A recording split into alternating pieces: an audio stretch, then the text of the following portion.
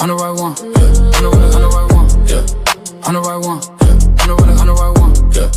On the right one, yeah, yeah, yeah. I'm not the one, I'm the right one. I walk in like a bird, cold, look clear, aim. You wanted smoke, I heard it. You talk big, all wordy, all bark, no bite. You can't win this fight. I seen your hand shake when the room got quiet. I don't need a threat, I bring it, then I write, yeah, yeah, yeah. Tick, tick, hear that whistle, step too close, get the missile. Blood in my eyes, stealing my jaw. Say my name once, then stand by the law. I'm not the one, yeah. On the right one, yeah. I'm not the one, yeah. On the right one, yeah. You came for when you left with none. On the right one, yeah. I'm not the one, yeah. On the right one, yeah, yeah, yeah. I don't just a crowd, I let them come. I stare here hard like a loaded drum. You keep on talking, I keep on moving. Your chest gets loud, but your legs ain't proving. You want that title, you want that crown. I take one look and I shut it down. I cries when the flow gets mean. I came in clean, let the scene pristine. Tick, tick, hear that whistle, step too close, get the missile. Blood in my eyes, stealing my jaw. Say my name once, then stand by the law. I'm not the one, yeah. On the right one, I'm not the one, yeah. On the right one, yeah. You came for when you left with none. On the right one, yeah. I'm not the one, yeah. On the right one, yeah, yeah, yeah, yeah. I don't bend, I don't break, I don't flinch, I don't fake. Every shot you throw just feeds my pace. Every lie you spit, I put back in your face. I'm not the one, yeah. On the right one, yeah. I'm not the one, yeah. On the right one, yeah. I'm not the one, yeah. On the right one, yeah. You came for when you left with none. On the right one, yeah. I'm not the one, yeah. On the right one, yeah, yeah, yeah. That's what this case is about. It's about the truth. Not hiding it or concealing it, but exposing the truth. Yeah. Don't let them get away with this. Do not endorse and sanction an investigation that is broken and corrupted top to bottom. That's why you stand as the guardian of justice and the protector of justice. And my question to you is, what will you do with this moment? Hey, you did that, look at you go. Drop that down and now the whole room know. Big heart energy still in the show. You walk in and the whole place grows. Old school smile with a fresh new grin. Same sweet spot, let the chaos in. Cards on the table, you win again. Everybody turn when you step in. Hands up, look alive. You made the whole night rise. They've been waiting on your name. Now it burns through the frame. Let's fucking go. Let's fucking go. You did that, and everybody knows. Turn up, toast to them, move. Let's fucking go. Big heart energy still in the show. Toast to them.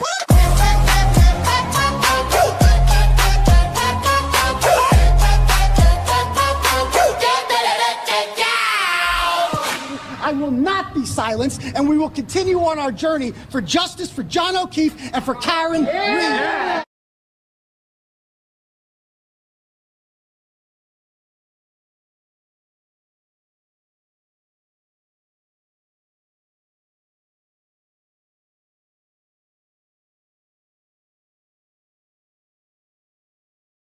Everybody on here, one second.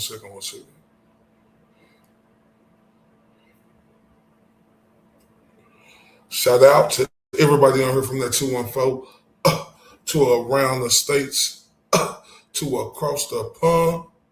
Salute.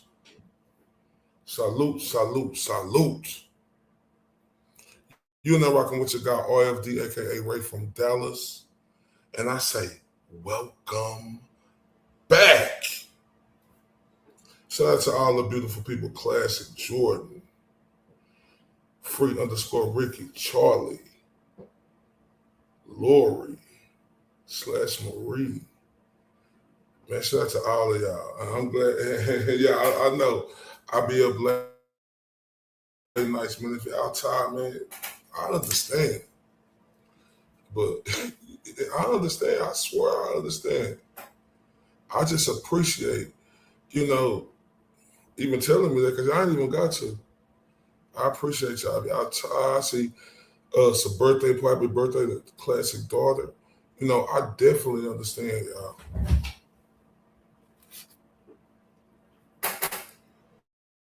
Most definitely. Definitely.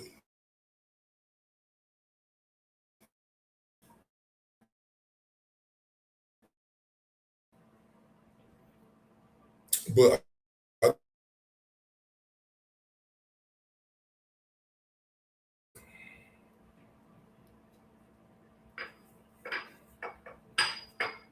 because I didn't come to play, I came to smash injustice and corruption.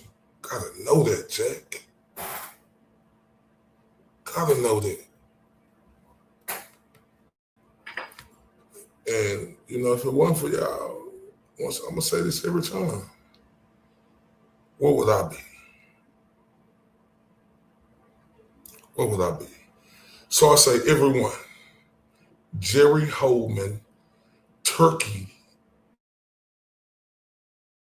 neck, gobbler neck,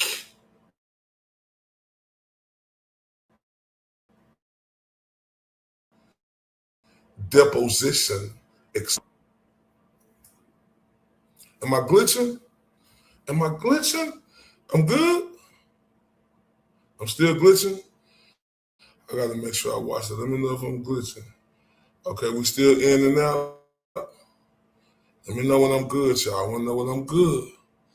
Before I start, I'm gonna keep on talking to them glitches is out. Y'all know me. Y'all know how I'm coming. I'll be on one. I'm sorry if it's glitching. Tell me how we coming now. If I'm talking regular, do it sound like I'm still glitching?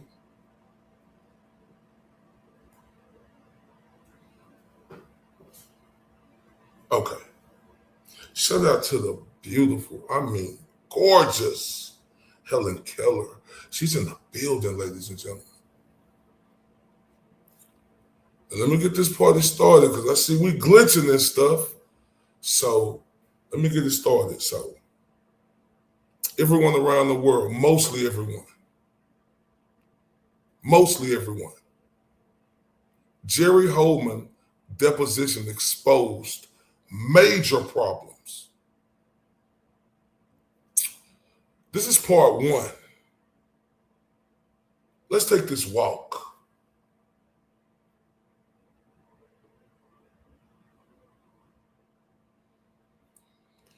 When someone gives sworn testimony, every answer matters, right? Every answer matters. Depositions are an opportunity to understand how decisions were made and to compare those explanations with the investigation records. Many people following the Richard Allen case raised millions of questions about the investigation, how we know that it wasn't thoroughly investigated,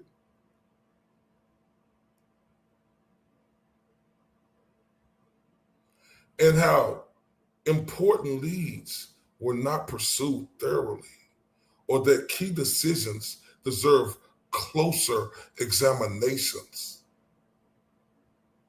And with us, the public, those are serious concerns. See, law enforcement officers, right? Law enforcement officers take an oath to uphold the law and protect the constitutional rights of every citizen. That oath carries significant responsibility. Accountability isn't about attacking individuals. It's about making sure investigations are conducted fairly, thoroughly, and with integrity. Simple as that. Simple as that.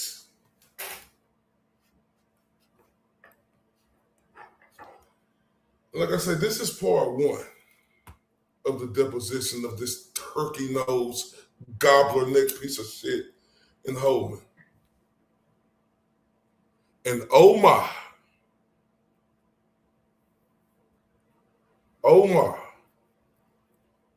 mostly good what goes in and out. Y'all let me know. I'm sorry. This is a crooked cop, a liar, and he did the framing of Richard Allen. He did no work. This sorry son of a bitch.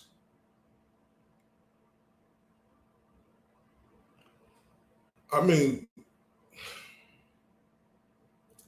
I know it's a lot of people like me who wasn't familiar with this case, and I know it's a lot of people who are very familiar with it.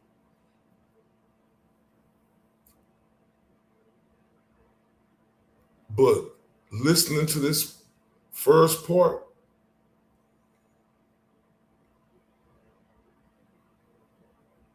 this case, this fucking disgraceful, corrupted fucking whatever he is. He worse than Michael Proctor, but he got away with it. It's crazy. He worse than Michael Proctor. He got away with it.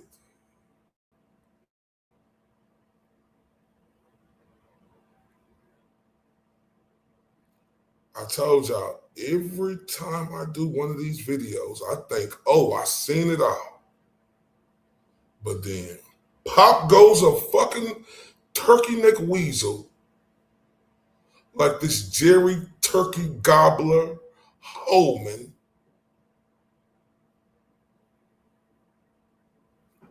Unbelievable.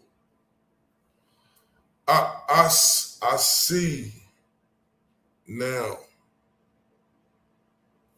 I mean, I've been seeing, but it's clear cut. I mean, it's been clear cut. But you have to understand the emotions that I seen surrounding this before I got involved and been involved.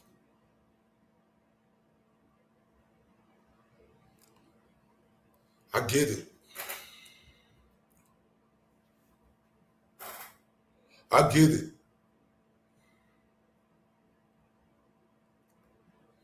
We've been talking about this case. We've been going over this case. But damn. Let me introduce y'all to Deposition Part 1. It is diabolical. This coward, this punk, this fraud didn't do a motherfucking thing. He don't know shit. And he's a fucking cock-sucking liar. Oh my. Let's get into part 1. Jerry Holman, having been duly sworn to tell the truth, the whole truth and nothing but the truth relating to said matter, was examined and testified as follows. Direct examination. Questions by Mr. Name, Jerry Holman, Holman. And Trooper Holman, I know you've taken depositions before. I got to assume you have. Yep, just a couple of things. Make sure you speak out loud and audibly, and try to avoid all the ahas and ahs so we can get a clean recording. And if I have to remind you of that, don't take it personally, okay? We're just trying to make sure we get a clean audio, all right? Absolutely, okay? You work for the Indiana State Police. Yes, sir. And how long have you worked with the state police? 22 years. I came on in January of 2001. And what capacity are you currently employed with the state police? Currently, I am the District Investigative Commander at the Lafayette District. That's my title. My rank is First Sergeant.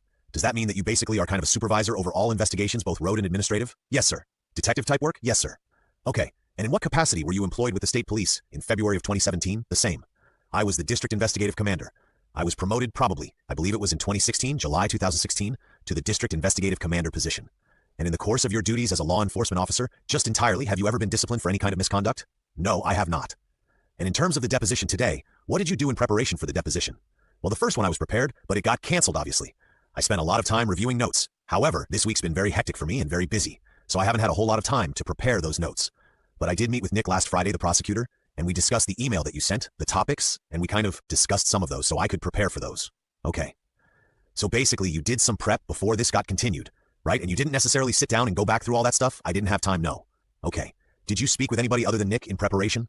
I spoke with Tony Liggett, Dave Vito a little bit. What did you talk to Sheriff Liggett about? I'm going to object at this point. I think that's part of work product, and I advise him not to answer because I think they probably talked about what we talked about. But you don't know? You're right, but I think it's going to elicit work product. Okay, certify the question. Let me ask you this. When did you talk to Sheriff Liggett? It would have been, I talked to him several times. So last week, probably Friday, earlier this week. It would have been before and after his deposition. And then I talked to Dave Vito last night a little bit. And basically it was about your email and the topics that you were going to discuss. Okay, did you talk to Sheriff Liggett about anything that you didn't talk to Mr. McClelland about? No, you haven't talked to Mr. McClelland since Sheriff Liggett took his deposition, right? I talked to Nick last night on the phone. Okay. Anyone else? I guess I'll just kind of ask the cleanup question. I don't think so. That you spoke with in preparation for the deposition today? No. Sheriff Leesenby, former Sheriff Leesenby? I haven't talked to Toby in months, okay? All right, so I'm going to kind of try to work through this as efficiently as I can. It may be similar to what we've already done, but that's the way it's got to be. So let's talk about just generally February 13th of 2017, okay? We all know that we're talking about the circumstance at the trail here in Carroll County? Yes. All right, tell me, this is kind of a simple opening question, but do you believe that there are any eyewitnesses to the actual event that took those girls' lives? Not the actual event, no. Okay, and do you believe that the perpetrator or perpetrators that were responsible for that act were seen by any individuals on that day? Yes, tell me which individuals you think saw the perpetrator or perpetrators. So there's several witnesses at different times, and I'm terrible with times and dates, so I'm just asking for names, okay? If you want exact, so there was a group of girls out there, high school or middle school girls, I believe it was Anna Spath, Riley Voorhees, and then a younger girl that we didn't release her name or interview her. She's like 6 or 7. Anna Spath, Riley Voorhees. There was one more, I can't think of it right off the top of my head, but there was a group of girls that were together that saw Mr. Allen. You believe the person they saw was Mr. Allen? Yes, I do. Let's cut to the chase, yes. Okay, all right. So that's one group. And then Betsy Blair, who was walking on the trail that day, saw who I believe is Richard Allen on the bridge. And then after, on I believe it was County Road 300 North, Sarah Carbaugh saw a person that she believes, and I also believe, was Richard Allen. Okay? And I think that's all that I can remember at this time without reviewing reports. Did any of those witnesses ever specifically identify Richard Allen as the person that they saw? No, I don't believe any of them knew Richard Allen. Were any of those witnesses offered up any kind of a lineup photo, shown any type of images, and asked to identify Richard Allen? No. We discussed the lineups. But because of the time period when we discovered Richard Allen was the guy on the bridge, we didn't feel like that would be appropriate to do a lineup 6 years later.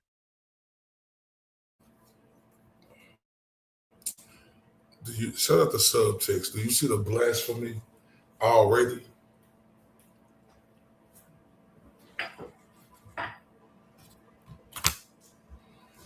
When I tell y'all,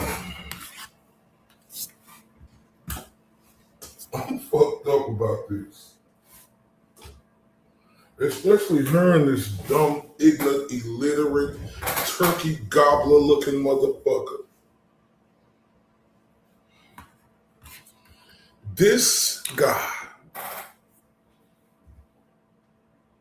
y'all heard him. No, you follow anything? You do this, you do that. The context, the records. Y'all remember we seen this in the Karen Reed case. But at least it came to fruition that she wasn't guilty. This didn't happen in this case because of this piece of shit. Let's continue. This is diabolical, y'all. Did any of those witnesses ever specifically identify Richard Allen as the person that they saw? No, I don't believe any of them knew Richard Allen. Were any of those witnesses offered up any kind of a lineup photo, shown any type of images, and asked to identify Richard Allen? No. We discussed the lineups. But because of the time period when we discovered Richard Allen was the guy on the bridge, we didn't feel like that would be appropriate to do a lineup 6 years later. Why not? Just a lot changes. Again, we as Unified Command and Prosecutor McClelland discussed lineups, and we just didn't feel like that a lineup would be appropriate. Were you concerned that one of them might not identify him? I mean, obviously that's a concern, but I think it's more trying to have them recall those events 6 years later. You had spoke with these people on a number of occasions during the course of the investigation, right? I have not spoken to. Well, I mean, your investigative team. Yes. I mean, these are people you almost maintained constant contact with as you were working through this investigation. I would say that, yes, there was not constant, but frequent. I would use frequent contact with the eyewitnesses. So there were opportunities to kind of refresh their recollection about what was going on, just because you were talking about the case? Oh yes, but you were concerned that they may not be able to make an accurate identification if you were to offer that up to them. I think that's an appropriate statement. Yes, we were afraid that because of the time frame they wouldn't be able to give an accurate depiction of the person that they saw 6 years ago. If that would have happened, hypothetically, that would have made your investigation more difficult. If they were able to? Yeah. If they couldn't? They couldn't? Absolutely. I mean, it's a pretty memorable event, you would think, correct? Yes, okay. He ended it with this, a pretty memorable event, correct? Correct. So you didn't think that it was important after you so-called put the blame on Richard Allen to do a lineup change? a lineup so these so-called witnesses could pick the person? He didn't think that was okay. He lied again, telling me one of the girls was 6 or 7 at the time. Stop the bullshit. Do y'all hear this? I want y'all to understand and hear this. This guy said he didn't follow up. He said he didn't think it was important to do a lineup. Because 6 years later, he think since they might pick him wrong, it could mess up their case. What the fuck is this?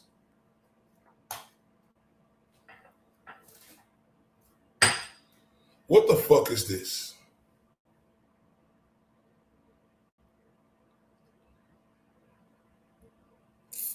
Let's continue. It get worse. Yes, okay. Let's talk about the timeline in this case, okay? Are you generally familiar with what I'm talking about when I say timeline? I'm talking about basically February 13th. From let's just say I'm picking broader ends, maybe 10 a.m. to 5 p.m. Is that? Yes. You generally know what I'm talking about when I'm talking about the timeline? I do. Okay. Do you believe that your timeline that has been kind of created, I'll say, is an accurate one? Yes. Okay. Did you specifically play any role in creating that timeline? Collecting data and briefs with some of the other people that collected that data? Yes. But as far as putting the timeline together, that was done by our intel analysts. Okay, can you tell me what that means? Because that's the first time I've heard that phrase. Intel analyst? Yeah, it's an analyst that we have that helps with our intelligence gathering. Who is that? Her name is Stacy Gosnell Day. And who does? There's another one. His name is Jazz Munn. Not Jasmine, but Jazz, J-A-Z-Z, and M-U-N-N. Are these law enforcement officers? They're employed by the Indiana State Police, but they're civilians. Okay, so where does Miss Day work? Indianapolis. All right, and Mr. Munn? Indianapolis. I guess just tell me generally, I've not ever heard of these people. Oh, okay. Either individually or this particular, I know intel analysts, what do? Their names are not going to be in our reports, but any work product they do like the timeline, they'll be responsible for that. So tell me what they were tasked with.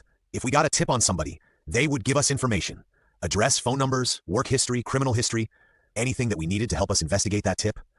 And then also at some point they helped us with the timeline. Okay?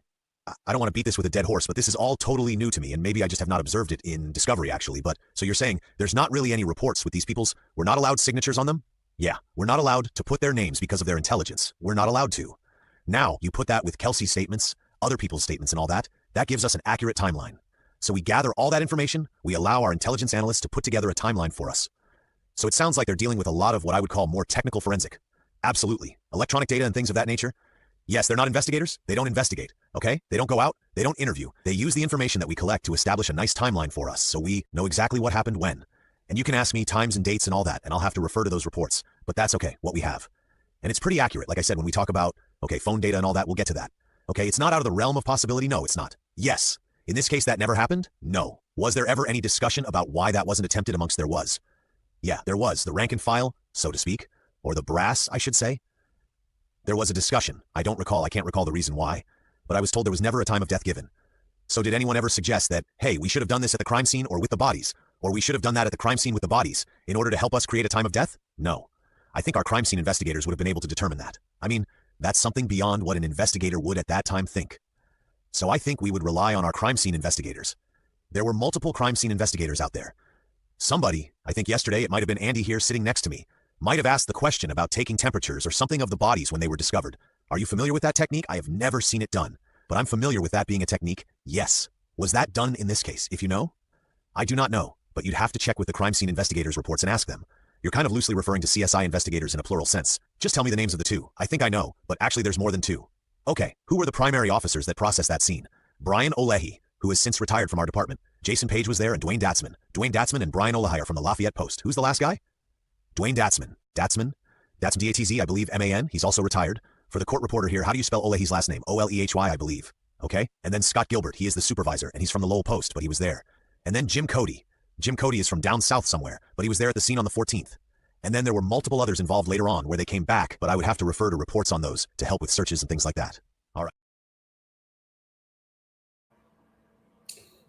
They didn't even get a time of death. That's what I'm saying. They didn't even get a time of death. The timeline. What about the timeline? Oh, Shraggy? That's basically this sucker bitch motherfucker response.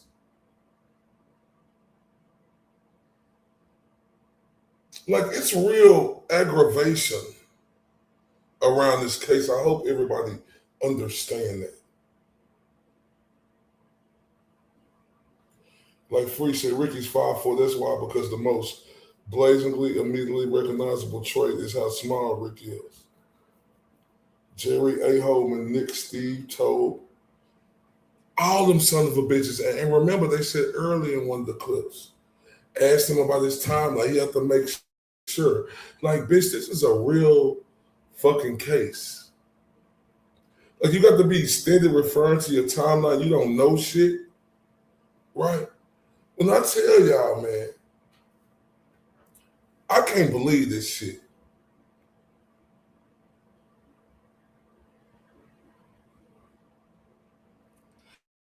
This stupid fucking timeline. His crime event. You know, like, what's up with this dude? Man, I am stunned beyond belief. And this is no cap. Let's continue. All right, moving on here. How many individuals do you think were involved in this crime? I believe one. One individual, which is Richard Allen, is involved in this crime. You don't think there's anybody else that had any knowledge of this beforehand or any involvement in the actual act?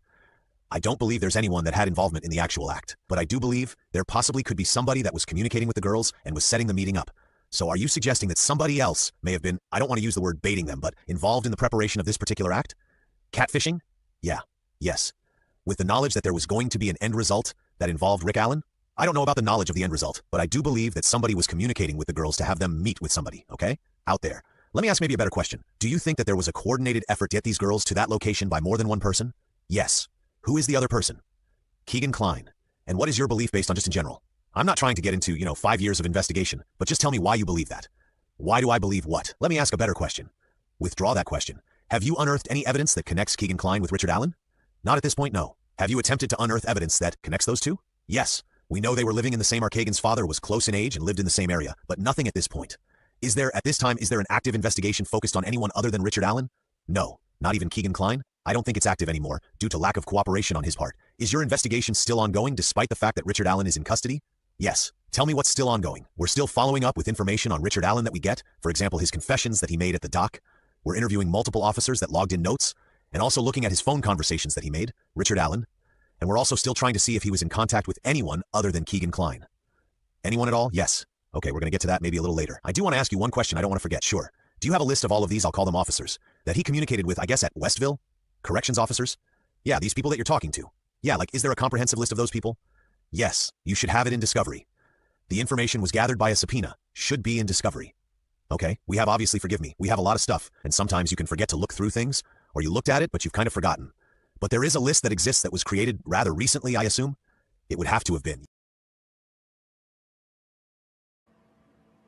It would have to have been. Where's the list of the people who interviewed him at that bitch ass place y'all put him? Oh, so you think it's just one person, Richard Allen, who did this, right? But you say you believe it's Clygan, whatever the fuck his name is?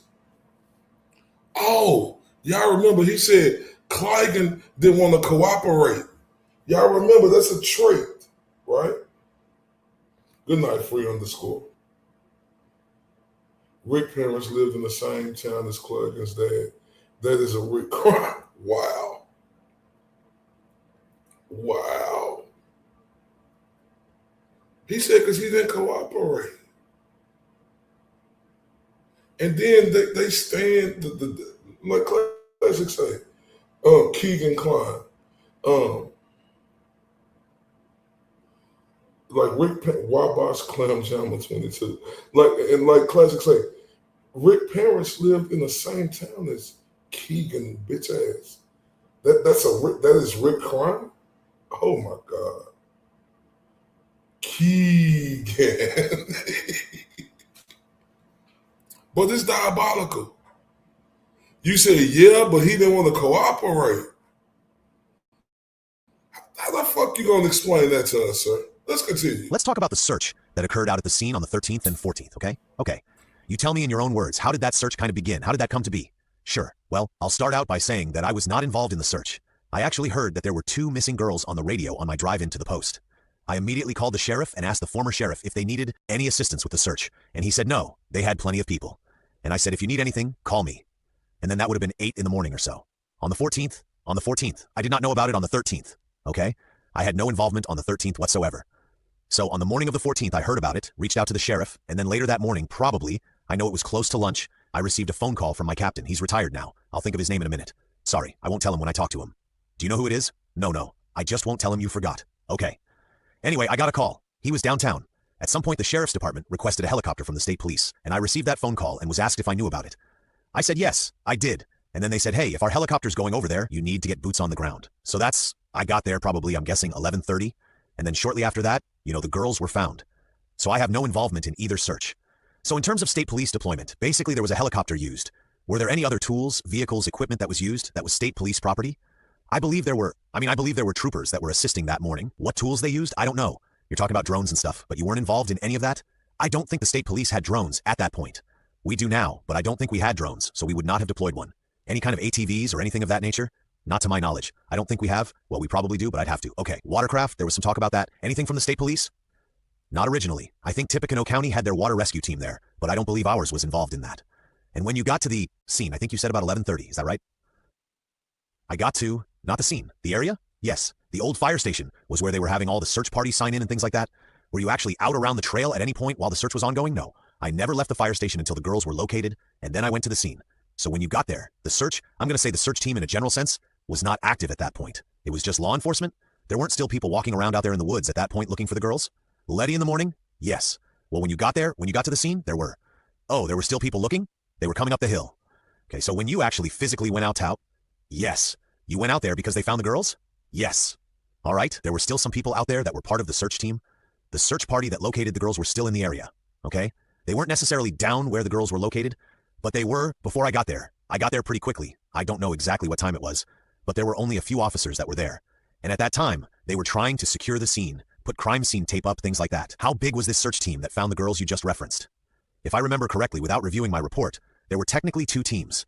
So if you're familiar with Deer Creek, on the other side, there's a driveway going up to the Weber residence, and there was a search party over there. I don't know how many. I can't remember.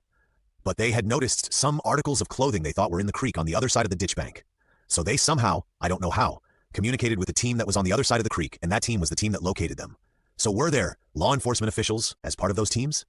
No. You think they were all civilians?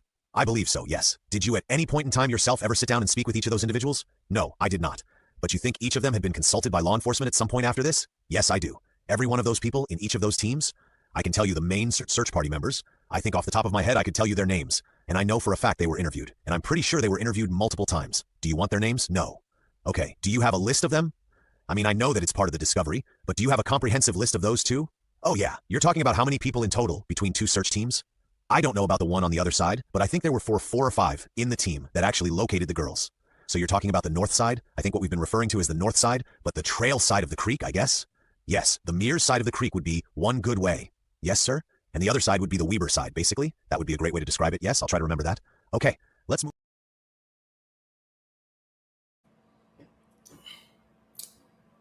This motherfucker said he had nothing to do with the search. He don't know who was involved in it. 4, maybe 5 people. How the fuck you don't know that?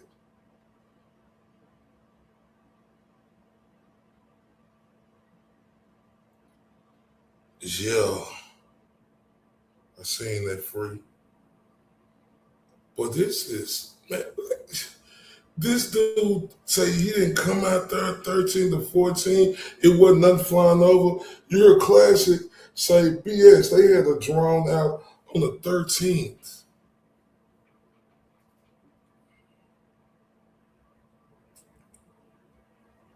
I mean, I can't make this up. And all the people who knew, right, this before me, and who know that Richard Allen is innocent, man, thank y'all. Thank y'all for keeping this alive. Thank y'all, because if it wasn't alive, I probably would have never came across it. Thank y'all for keeping this alive. This goddamn turkey gobbler, seaweed looking motherfucker, he didn't do nothing.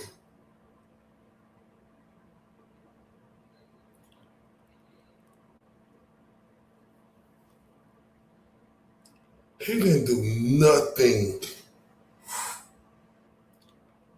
Man, I cannot believe what the fuck I am watching.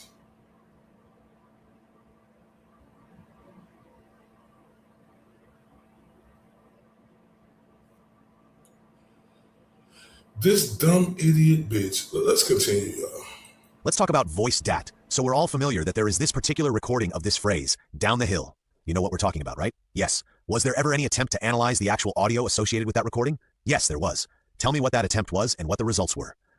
Well, we tried to contact anybody that would be able to analyze that voice, and I don't remember, there were several different agencies that did that, but they all said there wasn't enough to analyze. So the length of the audio recording was just not enough. There wasn't enough content? Correct. Is that the same response you got from pretty much everybody you talked to? Yes. Actually, I don't remember the company's name that actually tried. The rest of them did not. I'd have to look at a report to tell you exactly that company that attempted, but they said the same thing that the other companies told us. There's just not enough, because we told them how long it was, and they said there's just not enough. Where was the company that tried?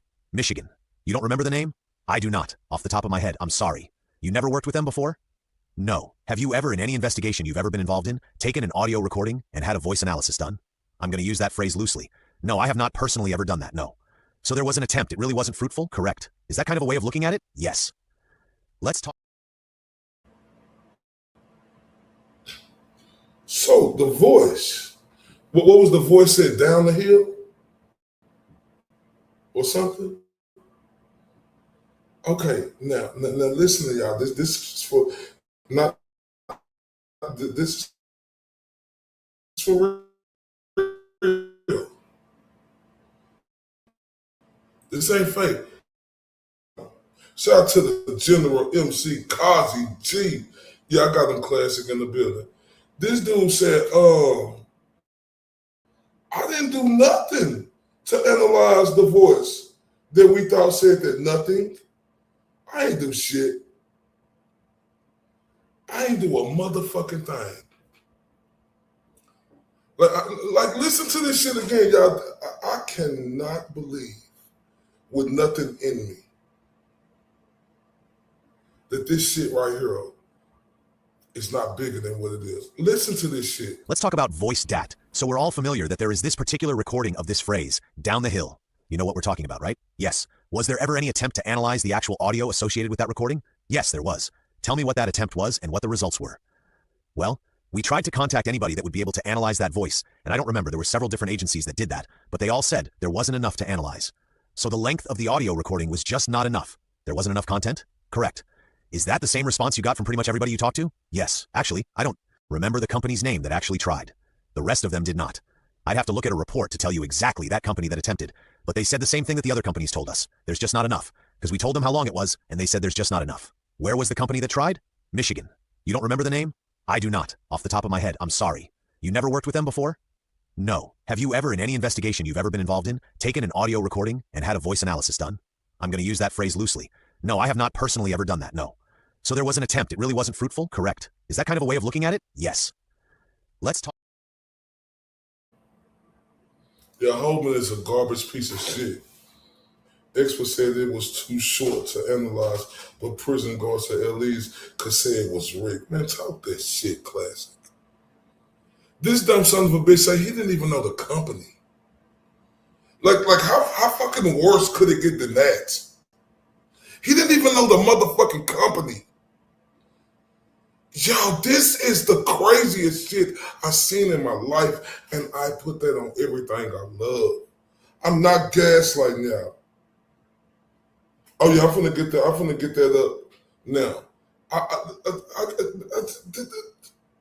And they were monitoring him 24/7 with their Odin patches and tattoos. Yup. Man, but I am sick in the head. And when I play this next clip, I'm gonna have them two pictures of that fat butterball Michelin man built motherfucker look like the sloppiness of his fucking hurt. This is Michelin Man built bitch and Keegan Klein when we come back. Let me just play this next clip first. Let's talk about the photo of I'll call it the famous photo of the bridge guy. We all know who we're talking about, right? Yes. Was there ever any attempt to take that photograph and essentially analyze the photo to determine the dimensions of the bridge guy? Yes. Tell me what you did and what conclusions were drawn. We again contacted several companies and engineers at Purdue. I remember was one of them, and they all said that they would not be able to get a height and weight from that picture because there were too many unknowns. There wasn't a known object to be able to measure and compare to. And we had one company, the same company I'm forgetting the name of from Michigan, saying that they could. They had a new tool that they were using, but the success rate was like plus or minus 2 inches, and it was going to cost quite a bit of money. And Unified Command, along with Prosecutor McClelland, decided that plus or minus 2 inches isn't going to help. So we did not have them do that. How much money did they say that would cost? Tens of thousands of dollars. I don't remember. Forgive me for being a lawyer, but that is what I do. Did they send you like a quote or something? If it was a private company, did they send you like an email with a fee quote? I don't think I have a quote. I mean, we actually did business with them on the other stuff, obviously. They attempted to do the voice analysis. Oh, same company? Same company. So I'm sure there's an invoice of what we paid for that. But then when they came back with this new tool that they thought might work with the plus or minus 2 inches, at that time, we decided not to do it. Do you remember how much you paid for the other? I don't. 0 to 5, 5 to 10, 10 to 20, 0 to 5, 0 to 5. In the thousands? 1,000, yes. We may get into this in more detail later. I'm going to not spend a ton of time on this. But when you say there were no known objects, they talk about maybe like the railroad ties or things. We did. All of them did. But they said they needed something vertical and not horizontal. Okay? Is what I was told. So you weren't able to draw any conclusions regarding this particular type of analysis, is what you're telling me? That same company gave us their estimated height, and I don't recall it. I would have to find the report. There were multiple people that gave us estimated heights. But again, it's basically what we put out with the photo. I forget what the exact, but it's a very broad, okay? It was a very broad range. So what you're saying is, they didn't employ whatever technology they had in doing that because you didn't pay them for it, right? Correct. They just kind of gave you a layman's, I'll say a layman's. They just looked at it and told you what they thought? Yes. Okay. I'm sure they used some sort of technology, but he said that was their estimate without using this new tool. Okay. So money basically kind of got in the way? I think not necessarily money. We'd pay the $10,000. I would say more the inaccuracy. I mean, plus or minus 2 inches. You know, I don't think that's going to help you or us. That's just too broad. Man, shut the fuck up. Y'all heard this dumb piece of shit. They let money, $10,000, play. They just went off this motherfucker word instead of actually going through with the process. Y'all, this is diabolical.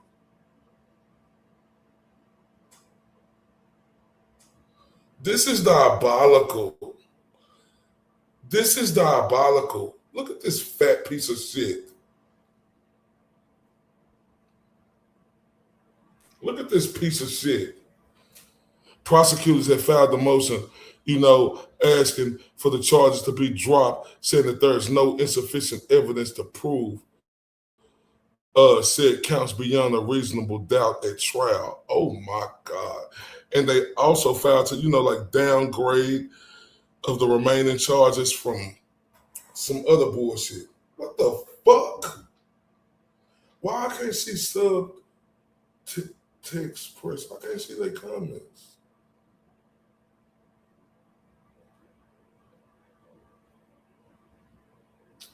And look at this. Look at this punk ass daddy. They say Delphi.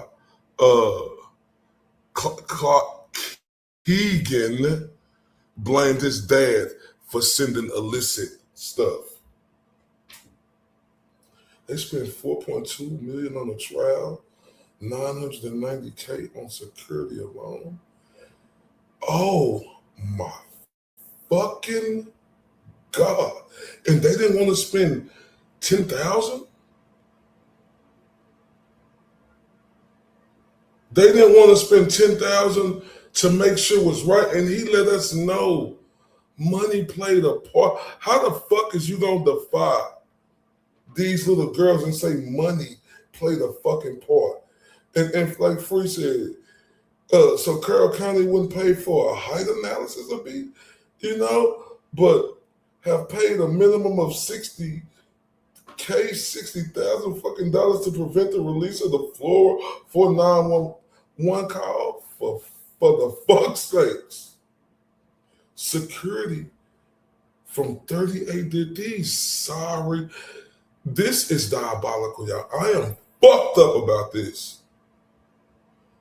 This motherfucker said, yeah, we just let them use their own imagination because we didn't want to pay them the $10,000. Do y'all hear that shit? Then God denied funding for defense. Oh my God.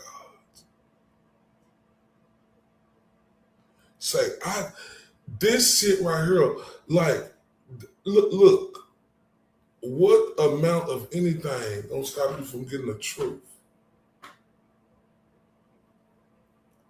And he just let us know out his turkey gobbler ass mouth that 10,000 was too much. We just gonna let them use their imagination. Cause we don't wanna pay 10K. We gonna let them use their imagination. Then we take what they say. These fuckers, bro. Nick spent 80K on a podium for the trial. Oh my God. Fun rails is what hell. That was. Oh my God. This son of a bitch said, oh, y'all. Let me keep going. Let's talk about the search that occurred out at the scene on the 13th and 14th, okay? Okay. You tell me in your own words, how did that search kind of begin? How did that come to be? Sure. Well, I'll start out by saying that I was not involved in the search. I actually heard that there were 2 missing girls on the radio on my drive into the post. I immediately called the sheriff and asked the former sheriff if they needed any assistance with the search, and he said no, they had plenty of people. And I said, if you need anything, call me. And then that would have been 8 in the morning or so. On the 14th, I did not know about it on the 13th, okay? I had no involvement on the 13th whatsoever. So on the morning of the 14th, I heard about it, reached out to the sheriff, and then later that morning, probably, I know it was close to lunch, I received a phone call from my captain. He's retired now. I'll think of his name in a minute. Sorry, I won't tell him when I talk to him. Do you know who it is? No. I just won't tell him you forgot. Okay. Anyway, I got a call. He was downtown. At some point, the sheriff's department requested. I'm sorry, y'all. You heard? You don't know? You not for sure? You fucking bastard? Man. He don't know. He not sure. He wasn't a part of the search. Man, this is some fucked up shit, man. And then Skinny say they spent $200K on metal detectors at the courthouse. Then only, oh my fucking God.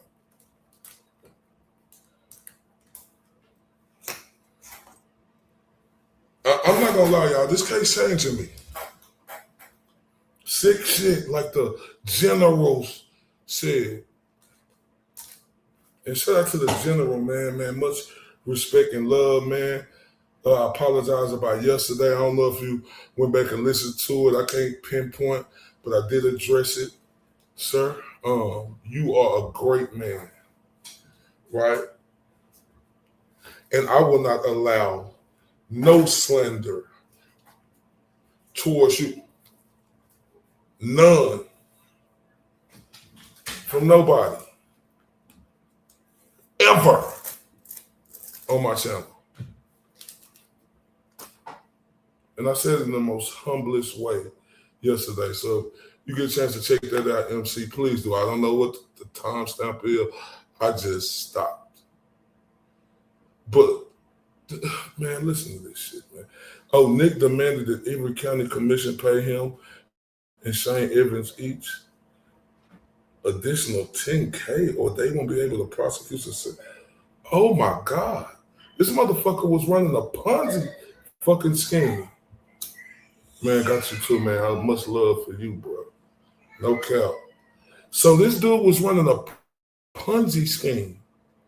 Are you kidding me? Then Shane took the money, left the prosecution. Oh, my fucking God. But this is the worst shit I've seen. And this is changing me. Not changing me in no bad way. It's just changing me to let me understand now. I ain't never seen nothing like this. Never. Like this fucking Holman is worse than fucking Proctor, or they're on the same path. But this is a terrible bitch.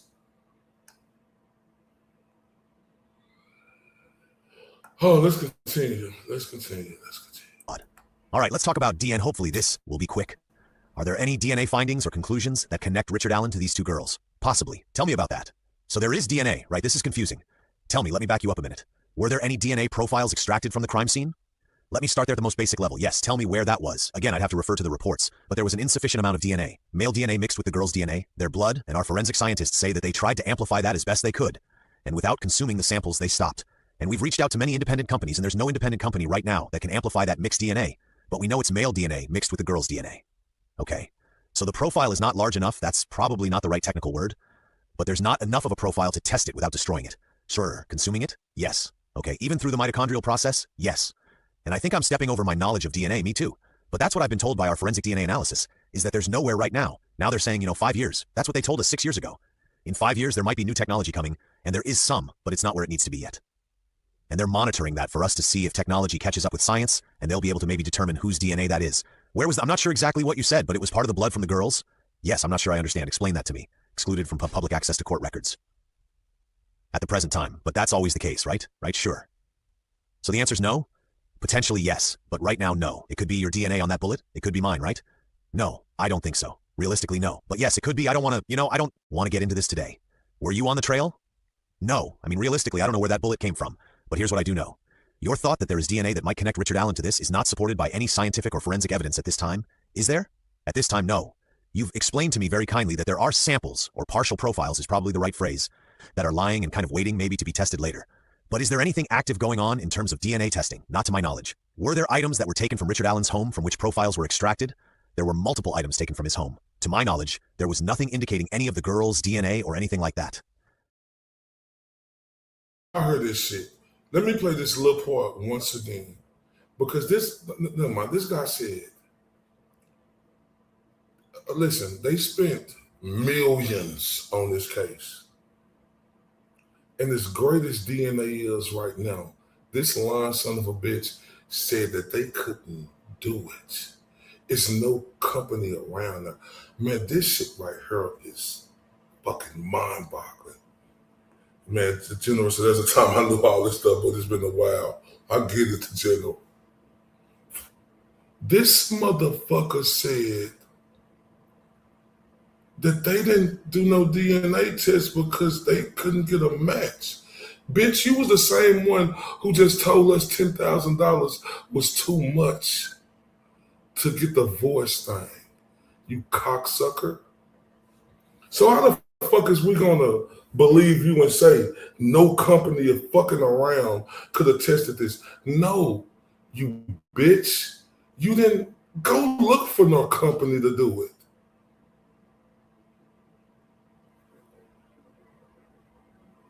Richard has no DNA, no nothing.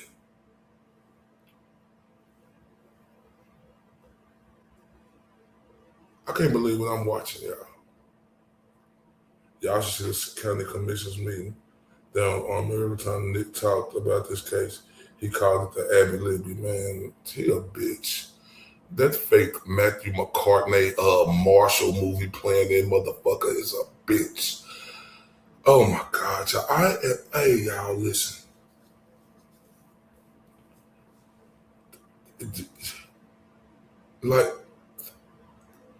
What the fuck is this, y'all? This ain't normal.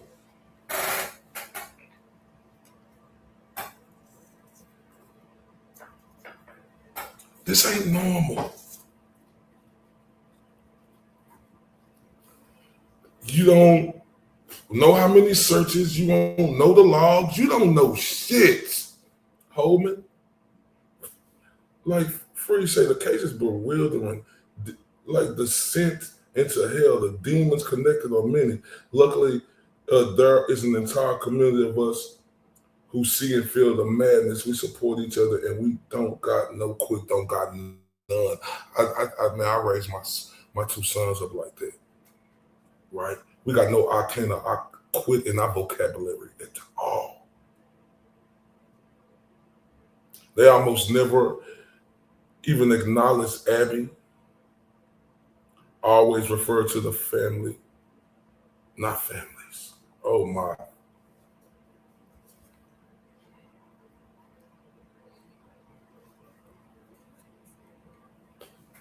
dude say he didn't do no DNA test, y'all.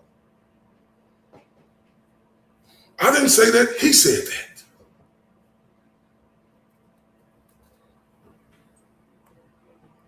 No DNA test, big dog. Nothing. Nothing. Nothing.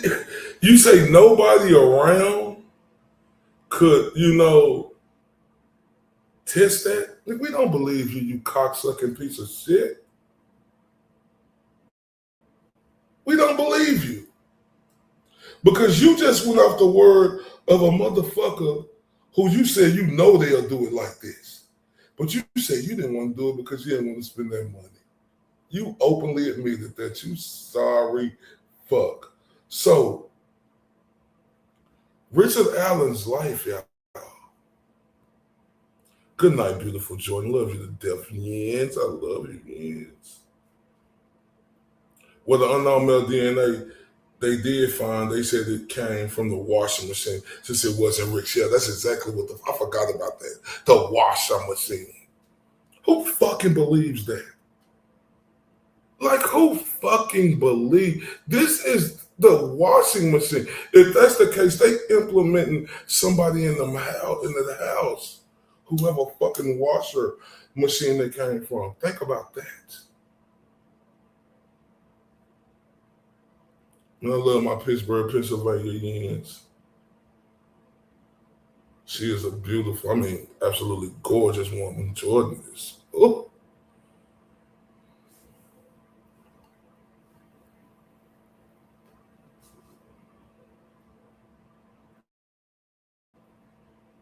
Yeah, cranks, community. I'm fucked up about. I cannot believe what the fuck I am hearing in this cocksucking son of a bitch. But let's continue, y'all. Okay, so just to get right to the point, you didn't find any of the girl's DNA on any of his property, correct? Okay, let's talk about tool mark evidence. You mentioned that a minute ago. So you're aware that this unspent cartridge was recovered from the scene, right? Yes. In your opinion, what is the significance of that cartridge to this crime? Well, it had 3 extraction marks on it. And I don't recall the first time we met with the lab, but it was early on. I'm going to say within the first 6 months, and they talked about all the DNA that you and I just talked about and other things. But one of the things that stands out in my mind was the firearms tool mark extraction expert. I don't know what her exact title is, but she was at the meeting and she said that those marks were made by more than likely a Sig Sauer or possibly a Smith & Wesson, but she was leaning towards Sig.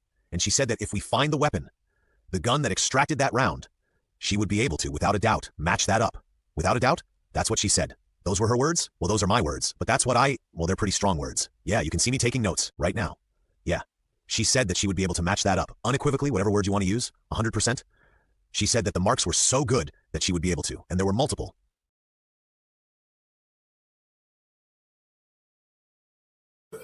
I'm sorry, my people. I had to stop that shit. This motherfucker used the word unequivocally. Shut your bitch ass up. Shut your bitch ass up. He used the word unequivocally. The marks, if they can match it. Remember, the beautiful Andrea Burkhardt and Runkle broke down for us.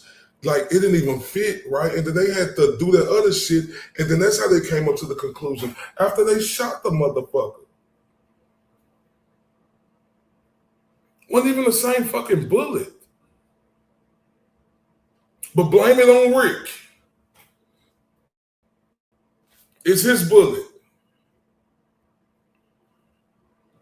And he say some unknown person. And I love you, Jordan. Love you to death. I truly do.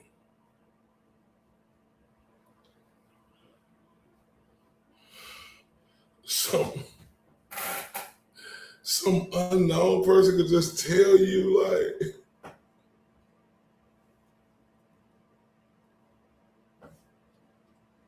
I'm telling you, y'all, this shit got me aggravated, but the aggravation is motivation. Hey, man, all the people who didn't know me and the people who know me now, the people who just now know me, the cranks, ask the people how fucking relentless I am. I don't stop. I'm not stopping. Damn. Damn, but this is... Shout out to the beautiful Scarlet Mind. She in the building. Salute, beautiful. This is the DNA found inside both girls. In the appeal, the state AGA claimed the DNA was simply from the environment. Them sucker motherfuckers. Oh my God. Oh, Skinny.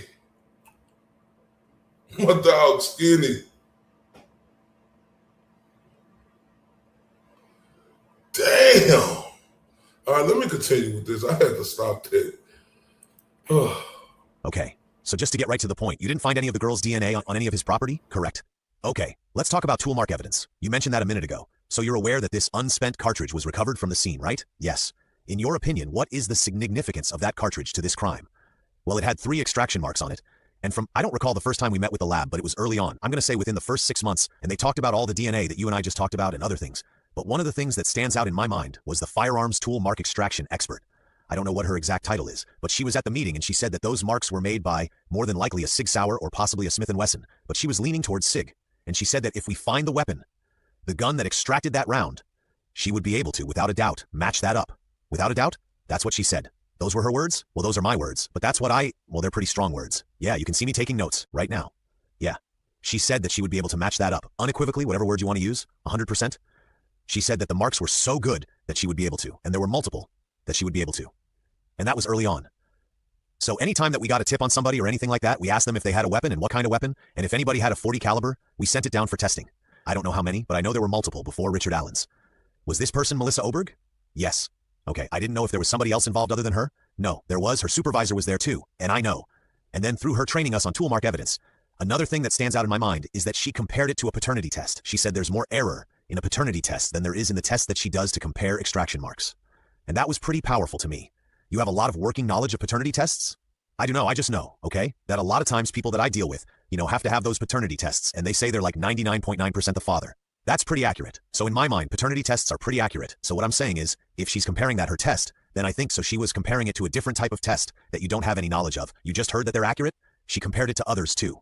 But yeah, okay. After you received these laboratory results from Miss Oberg, what if any concerns were raised amongst law enforcement about the reliability of them? We had unified command, we had meetings, we spoke with her, we scheduled a meeting with her, and I don't think there were any concerns. Nobody was concerned about the accuracy, not to my knowledge, or the value of those findings. If there were any concerns after she met with us and explained everything, there were no concerns about the accuracy of her testing. Was there ever any discussion about seeking out the opinion of an independent analyst? Not to my knowledge. You're working with somebody who works for you, right? Absolutely. But there was never any discussion about, hey, let's go get somebody and just get a second opinion before we jump on this? No. Was there anyone amongst unified command, which sounds like it was kind of morphed a little bit? There were some changes in the officers from what I understand over time, but were any of those people that were involved in this circumstance concerned about the reliability of those results? Not to my knowledge, no. Who was all there when this meeting occurred? When you met with Miss Oberg, if you recall. Prosecutor McClellan, myself, Tony Liggett, Brian Harshman, State Trooper. I believe there was. We had U.S. Marshals helping at that time, 1 or 2 of those. And actually Dave Vito was on. He wasn't there, but he was on a conference call, so he could hear, couldn't see, but he could hear. And I feel like there was more than that. But I'm pretty sure Steve Mullen. So this was unified command? Maybe even plus a few extras? Plus a few that were helping with the investigation. Was there any discussion with Miss Oberg about the divide that exists in the, I'll call it the scientific community, about these tool mark analyses and results? I believe she talked about, obviously there are people that don't agree with certain scientific testing, she touched on it, but I don't recall what the group is or this or that. Do you remember what she told you? The only thing I can remember, honestly, is that there was a group, and obviously defense attorneys believe that group, that it's not accurate, but she used information and experience and training that she has to make me believe that it is accurate.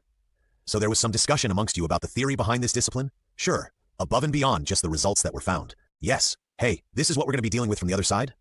Well, yeah. Any investigation, we know you're going to try to suppress evidence and challenge our findings. Yes, we knew that. Do you remember her saying anything to you about judges that have found that this stuff is not reliable? No, I do not. You don't remember discussion about any of that?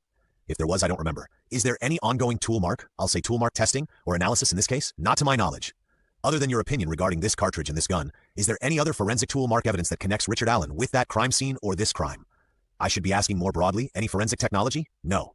Let's talk about... No. He said no. But you know what's so fucked up about this shit? This motherfucker been watching a lot of Maury Povich.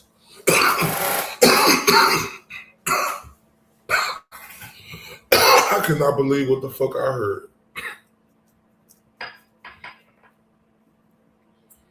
motherfucker said, this bitch, whoever did this shit, Michelle Dicksucker,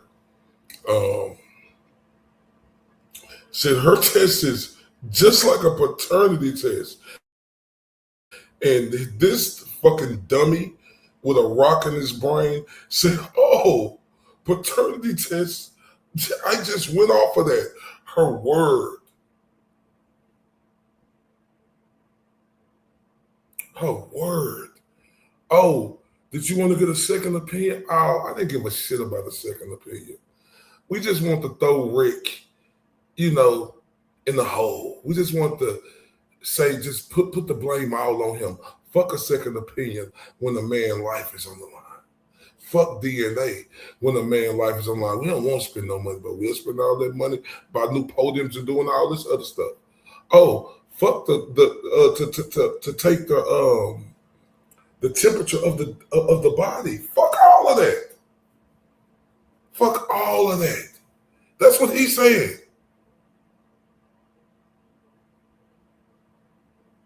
And then when Cuz hit him with, don't you know, judge say this shit is illegal? What the fuck you're talking about? It's not true. Did she tell you that? No, she didn't. You fucking dummy. And this is the man who is a police officer in this town and have a high fucking rank.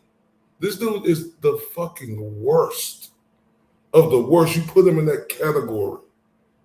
He didn't give a shit. That over 50% of the time, every lab tech came to a different conclusion with the same evidence in ballistics. Yeah, I'm with you, Squad. How do these assholes sleep at night? This is mind fucking body. This bitch said that he didn't want to test the voice because it costs $10,000. He didn't give a shit. Shout out to Ursula Marcella 1553. Salute, beautiful. He didn't give a shit, bro. The arrogance of this fucking pathetic loser. Then the Holman got promoted, y'all, for this. Oh my God, Skin.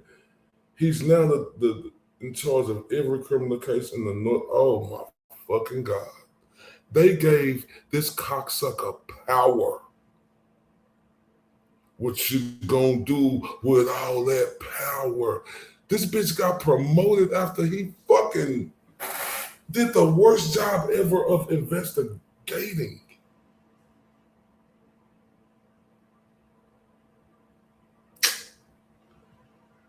I want to punch that bitch.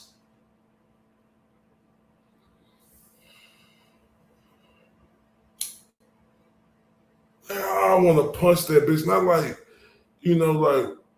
unless he came at me, I would punch that bitch, man. I would knock his fucking... Oh, man, let me be quiet. Let me go to the next. Let's talk about cell phones. I'm assuming you were able to. You did recover some cell phones from Richard Allen's home? Yes. And those were all pursuant to the search warrant? Yes. Were data dumps conducted with those? Yes. Was there data generated from those data dumps? Yes. Yes. How many phones do you remember, if you do, that there were actual dumps from? The only thing I remember about the phones is he had a lot of phones, but he admitted that the phone he had back on the February 13th, 14th timeframe that we're talking about, he did not have that phone anymore. But I do know that we collected computers and cell phones. I'd have to refer to the reports on how many. I didn't review the reports that came back, someone else did, but I know we sent them to our DMRS or our forensic analysis for cell phones, and I know that they conducted and analyzed the phones. Sorry, data dumps and then analyzed the results? Yes, sir. Were there any results that connected Richard Allen with the crime scene? Not to my knowledge. Were there any results that connected Richard Allen with either one of those girls? No. Who is your DMRS? I think you said? Who are we talking about? Who is that person? I think they took them up north, so it would have been Scott Kruger. Lowell? He is out of Lowell, but he works for GRIT, which is in Crown Point, which is a task force. That's where their office is, and that's where all their tools and computers and everything are.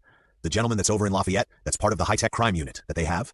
Did they do anything in this case? Not to my knowledge. I can't remember his name. Sean Leshney? Exactly. Is that who you're talking about? Yeah. No. So I'm assuming you also were able to dump some excluded from public access per rules on access to court records. I'm not sure that that's been conducted as far as, you call them persons of interest or suspects. But anybody that we receive a tip on doesn't necessarily mean they're a suspect or person of interest. Somebody you thought might have been involved in this crime? Not to my knowledge, no. Oh, wow.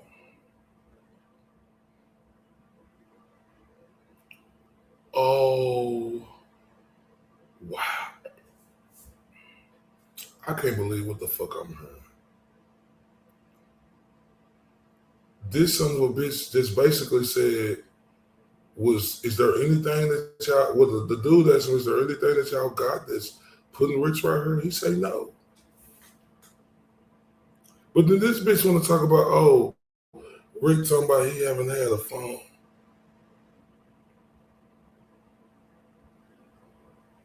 The data dumps and all that other stuff. This bitch said no to the questions he asked him. Is there anything with Rick? Is there anything time Rick? Is there this, that with Rick? Is there this? He said fucking no. And they arrested this man, y'all. Let's continue. No, let's talk about geoforensics. Okay, now we're getting outside of my realm of expertise. Me too. Do you know what that means generally? I know you're talking about putting up geofences. Yeah, generally, yes. Okay. Was gathering that information in this case helpful to your investigation? Yes. Okay, did any of the information that you gathered from this geofencing, from these efforts, connect Richard Allen with these crimes? He was in the geofence, but more than likely his phone was at his residence, it appears. He said he was using his phone, but we have no evidence that that occurred. You also don't have the phone that he was using, right? Correct. What you're saying is that with the geofence itself, you were able to detect the existence of his phone. It was later on in the evening. I don't know the time, I don't want to give you inaccurate information, but not necessarily the exact location of it, correct? You just know it was within a certain range, right? And within that range was, I assume, most of the city of Delphi and his home? Yeah, the crime scene, his home? Yeah, pretty close. Wasn't overly helpful, basically? No, it was not. Oh. Geofencing. Oh, okay. So you just go on what you want to go on. So it was no evidence of him being in that area with the geofencing, even with his phone. Oh, he don't got that phone no more, dude. Oh no. Oh wow. But this was the same motherfucker who said earlier, we just not just gonna bring everybody in just because we get a tip on them. Bitch, you can just get no tips. Bitch, you got groundbreaking fucking moments in this case, you piece of Odin shit. You extremist, racist, cruel bastard shit. Melissa Alberta filed for another job immediately after testing Rick's gun, but the state police still gave her. Oh my God. Boy, they got these bitches getting promoted. You know, these dirty whores who don't know what they talking about getting awards and shit. Bitches leaving after they test the gun, man, skinny man. Oh my. I cannot believe this shit. I'm saying I am fucked up about this, but fucked up means I'm motivated about it. I told y'all I wasn't playing.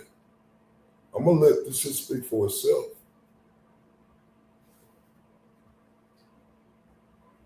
Oh wow.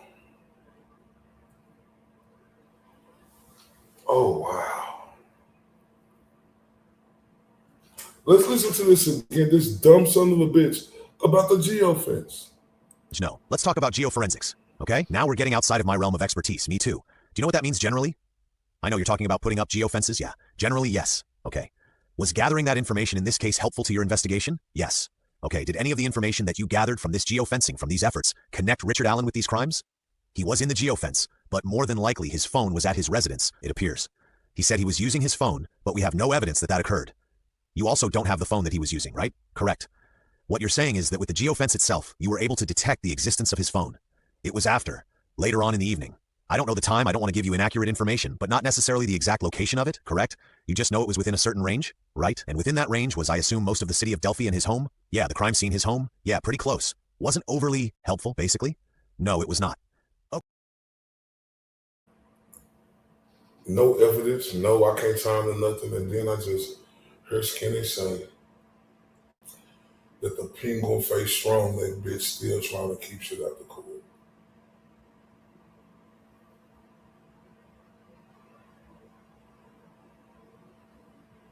Oh my God. Let's go to the next one, y'all. Okay, let's talk about social media activity, okay? Do you believe that your law enforcement team conducted, and I'll call it an exhaustive search regarding the social media activities regarding the girls at or near the time this crime was committed? Yes. And have you found any information in the course of that part of the investigation that connects Richard Allen to the girls? No. What about any information that would connect Richard Allen to the crime scene? Social media only? No. Any social media activity that connects Richard Allen to any suspect in this case? Not to my knowledge, no. Just with respect to, let's talk about Richard Allen's social media activity specifically, okay? Did you have a chance to conduct an investigation into that activity? Me personally, no, but it has been done, yes. And from what you know, or from your knowledge, was there any information that was discovered in the course of that investigation that was of interest to your team? Through social media? Yeah, no. Have you discovered? When I say you, I mean has your team discovered any social media activity in this case that you believe is connected in any way to this crime?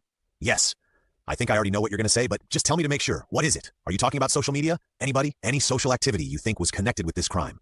So Anthony Schatz is a fictitious profile used by Keegan Kline, and somebody using Anthony Schatz was communicating with the girls. Okay, that day. That morning. It's your opinion that those communications were connected with the act that occurred, the criminal act?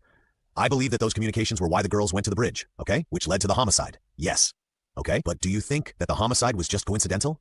I mean, it could be. I mean, obviously, you don't know. Stranger things have happened. I do not know. If that's your answer, that's your answer. You don't know? Correct? Are you still investigating that actively? I think you told me earlier you were, as far as, well, just the nature and the connection between those social media communications and Rick Allen. Yes. Is that basically encompassed by what you mentioned to me earlier? Interviewing people? Can you? Yeah. Let me withdraw that question. Yes. Tell me what you're doing actively to try and connect the dots between those social media communications and Richard Allen. Okay, yeah. What I said earlier. As far as still searching phone data, still interviewing people to see if there was any connection with Keegan Kline. And it should be noted too, I forgot earlier, when you asked a question about if we thought Keegan could be possibly associated with Richard Allen. One of his first statements when he was with his other attorney, he said that, he accused his dad of doing it. But he, in his first statement, said, it was my dad and a friend of his in Delphi. And that's as close as we've gotten so far to any type of connection with Keegan Kline or his father, Jerry Anthony Kline. Tony Kline didn't acknowledge any connection with Richard Allen? He has not. He's denied that connection? I believe he has denied it, yes. Let's talk. Wow.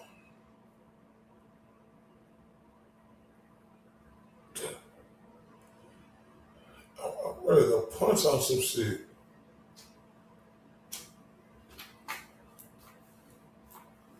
So this dude, this Schatz dude,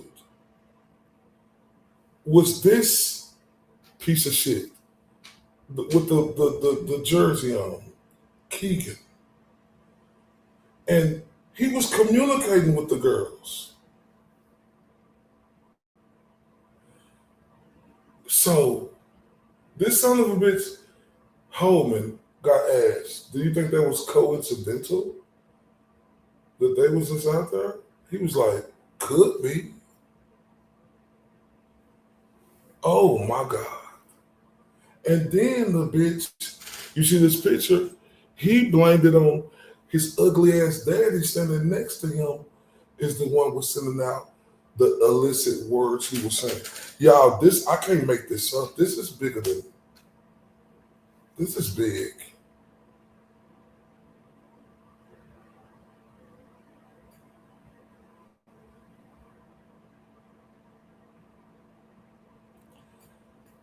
This overweight, jelly belly, piece of shit. So hold up first. He asked him, did you do your research on social media? Is Richard Allen basically in any type of way connected to the girls? All the answers, all the questions, no. But you did find out that Schatz was the anonymous person who was Keegan Kline. And he was communicating with the girls.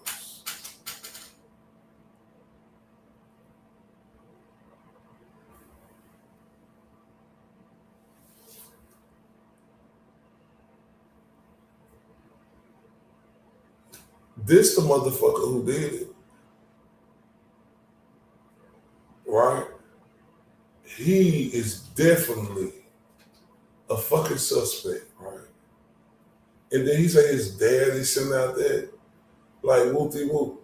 Like If you don't think this motherfucker right here, so this piece of shit in Holman, y'all look, let me pull up this other picture. Show you how the big fat bastard, that's what he look like, fat bastard.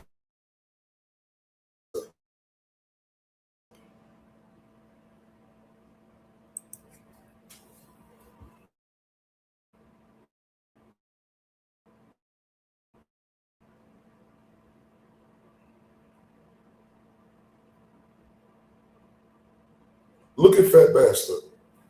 Look at fat bastard.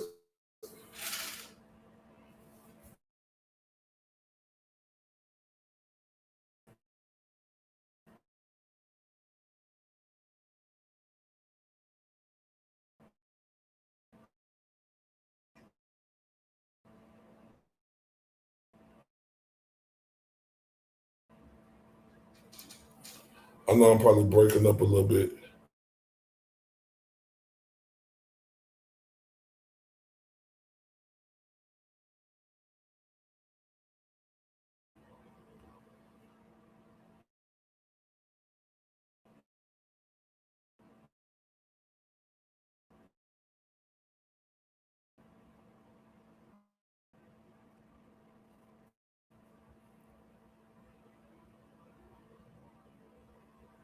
Am I breaking up with y'all? I tried to put y'all, but I put you. Hey, good night, skinny man. Appreciate you, big dog.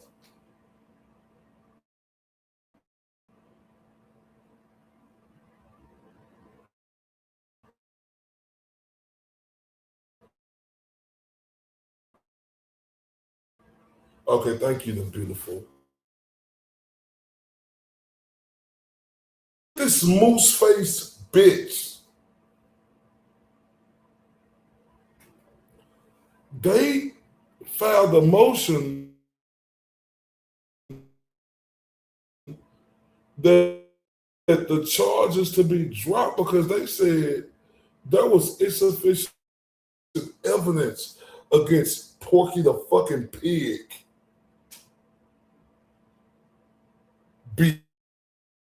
Beyond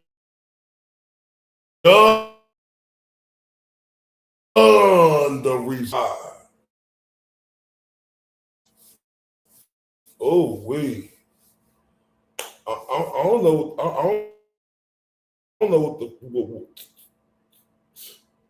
I am fucking lost right now. All right, Scarlett, love you though. Hope you feel better. I'm fucking lost, my people. I am fucking lost in the sauce. They let this fucking hippo with these big flubbery ass jaws, they dropped the charges against him.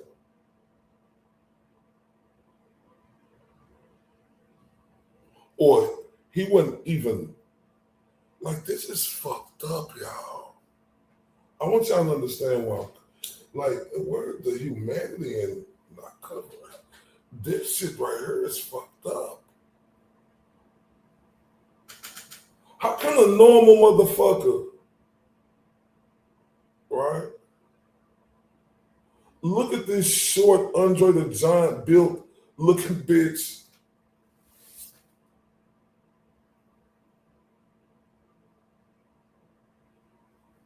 And not say he the one. Unless all these bitches, these evil bitches, are connected in that punk ass group.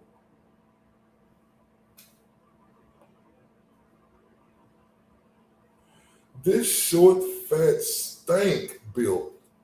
This look like he fucking stink profusely. Motherfucker just seemed like he smelled like pig shit. Like, look at this bum. Like, hell, I say, the entire case is so unimaginable. How the fuck can people do this to another fucking human? Or talk that shit up? Talk that shit. Like, this Debo body abominable snowman built Porky the Pig looking bitch was communicating with the girls.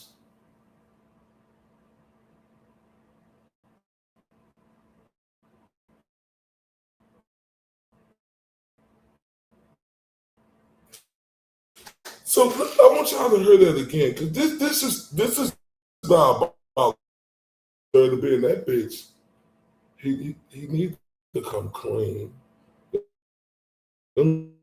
Let's continue. Okay, let's talk about social media activity, okay? Do you believe that your law enforcement team conducted, and I'll call it an exhaustive search regarding the social media activities regarding the girls at or near the time this crime was committed? Yes. And have you found any information in the course of that part of the investigation that connects Richard Allen to the girls? No. What about any information that would connect Richard Allen to the crime scene? Social media only? No. Any social media activity that connects Richard Allen to any suspect in this case? Not to my knowledge, no. Just with respect to, let's talk about Richard Allen's social media activity specifically, okay? Did you have a chance to conduct an investigation into that activity? Me personally, no, but it has been done, yes. And from what you know, or from your knowledge, was there any information that was discovered in the course of that investigation that was of interest to your team? Through social media? Yeah, no. Have you discovered, when I say you, I mean has your team discovered any social media activity in this case that you believe is connected in any way to this crime? Yes. I think I already know what you're going to say, but just tell me to make sure. What is it? Are you talking about social media? Anybody? Any social activity you think was connected with this crime? So Anthony Schatz is a fictitious profile used by Keegan Kline, and somebody using Anthony Schatz was communicating with the girls. Okay, that day. That morning. It's your opinion that those communications were connected with the act that occurred, the criminal act? I believe that those communications were why the girls went to the bridge, okay? Which led to the homicide. Yes. Okay, but do you think that the homicide was just coincidental? I mean, it could be. I mean, obviously, you don't know. Stranger things have happened. I do not know. If that's your answer, that's your answer. You don't know? Correct? Are you still investigating that actively? I think you told me earlier you were, as far as, well, just the nature and the connection between those social media communications and Rick Allen. Yes. Is that basically encompassed by what you mentioned to me earlier? Interviewing people? Can you? Yeah. Let me withdraw that question. Yes. Tell me what you're doing actively to try and connect the dots between those social media communications and Richard Allen. Okay, yeah. What I said earlier. As far as still searching phone data, still interviewing people to see if there was any connection with Keegan Kline. And it should be noted too, I forgot earlier, when you asked a question about if we thought Keegan could be possibly associated with Richard Allen. One of his first statements when he was with his other attorney, he said that, he accused his dad of doing it. But he, in his first statement, said, it was my dad and a friend of his in Delphi. And that's as close as we've gotten so far to any type of connection with Keegan Kline or his father, Jerry Anthony Kline. Tony Kline didn't acknowledge any connection with Richard Allen? He has not. He's denied that connection? I believe he has denied it, yes. Let's talk.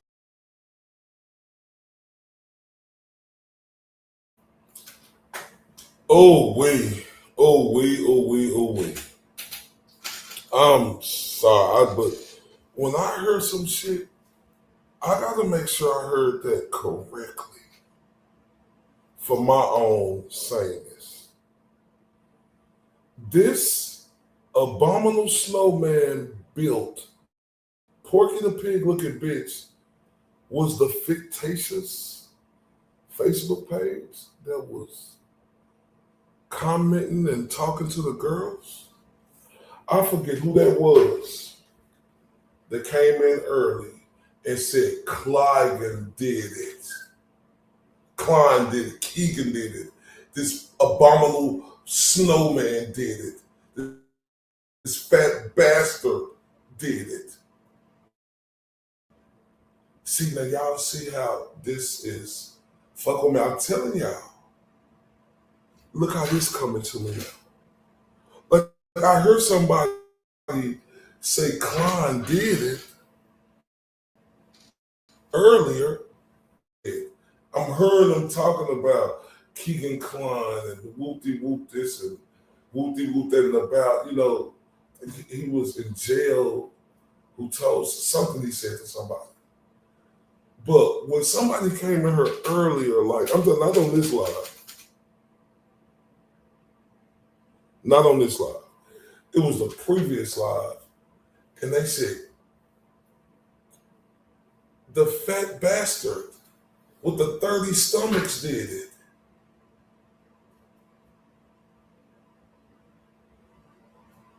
Now now listen.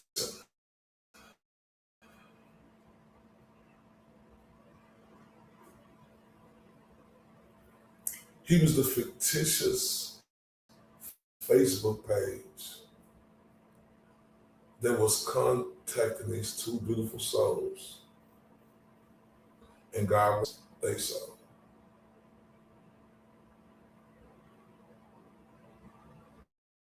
That day, out there.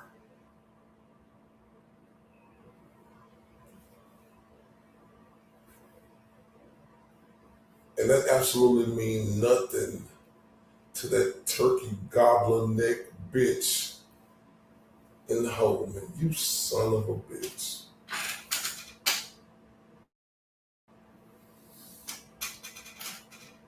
I don't have no fucking idea. The beautiful Scarlet with eyes. I have no idea. Oh, your blue eyes are so beautiful. I have no fucking idea, Scarlet. How did they clear this above? How did that happen?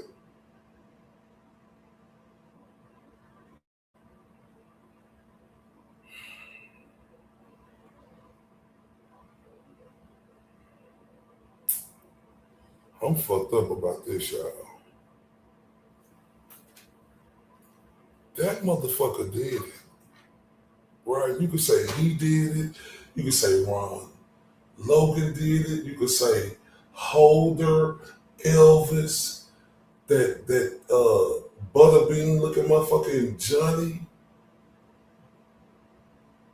You could even point to Ned and that other what Mary B called that motherfucker earlier, a root of vegetable. Something she said. When I tell you my fucking stomach was hurt, what she called that motherfucker, a root of a vegetable.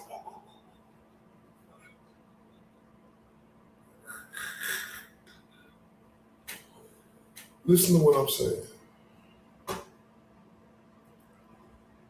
You have so many directions you can point this at. It's one direction you can't point it at, and that's Richard fucking Allen.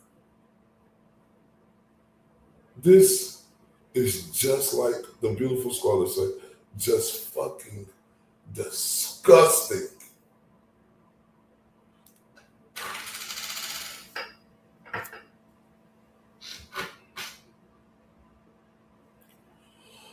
Let's say Scarlett, I said, I don't know. I knew the very bare minimum about this case until Ray started talking about it. It makes me feel so horrible that I'm not, me too. The beautiful Helen Keller, me too. Like, I cannot believe. Listen, you know what's crazy? That you know, I understand because Karen Reed and Turtle Boy case was so huge. It had our mind boggled, but this still should have been the headlines. It should still be headlines no matter how big that case was. This motherfucker should have broke through.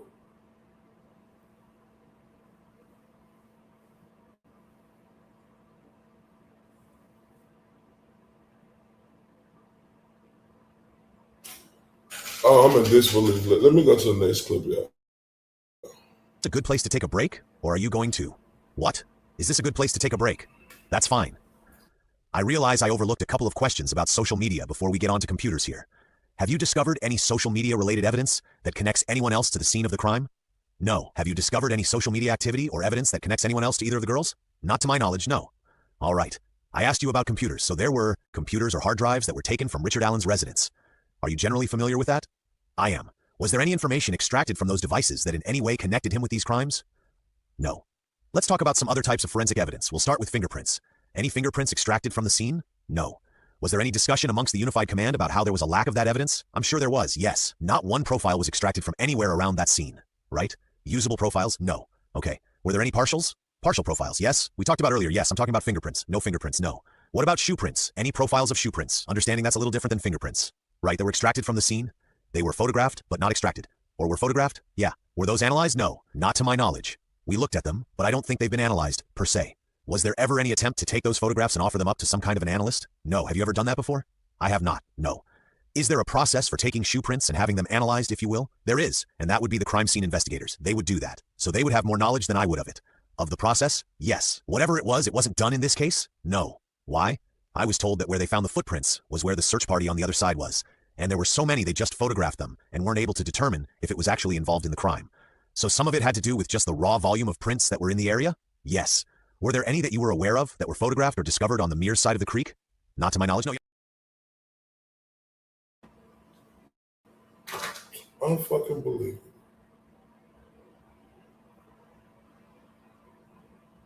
Unfucking believable. Like Helen say, the corruption in this country is getting really scary. Man. Helen, ain't that the truth? The whole truth. And nothing but the truth. Man.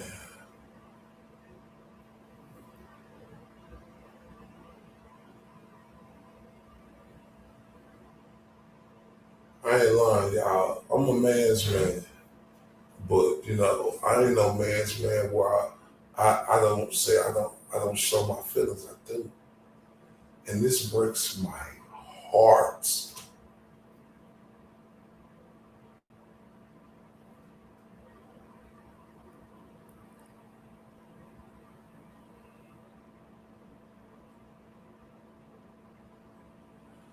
This case right here, the Gold case, Kara Reed case, and Hedrick Frost case, and other cases, like, it's making me look at this world differently now.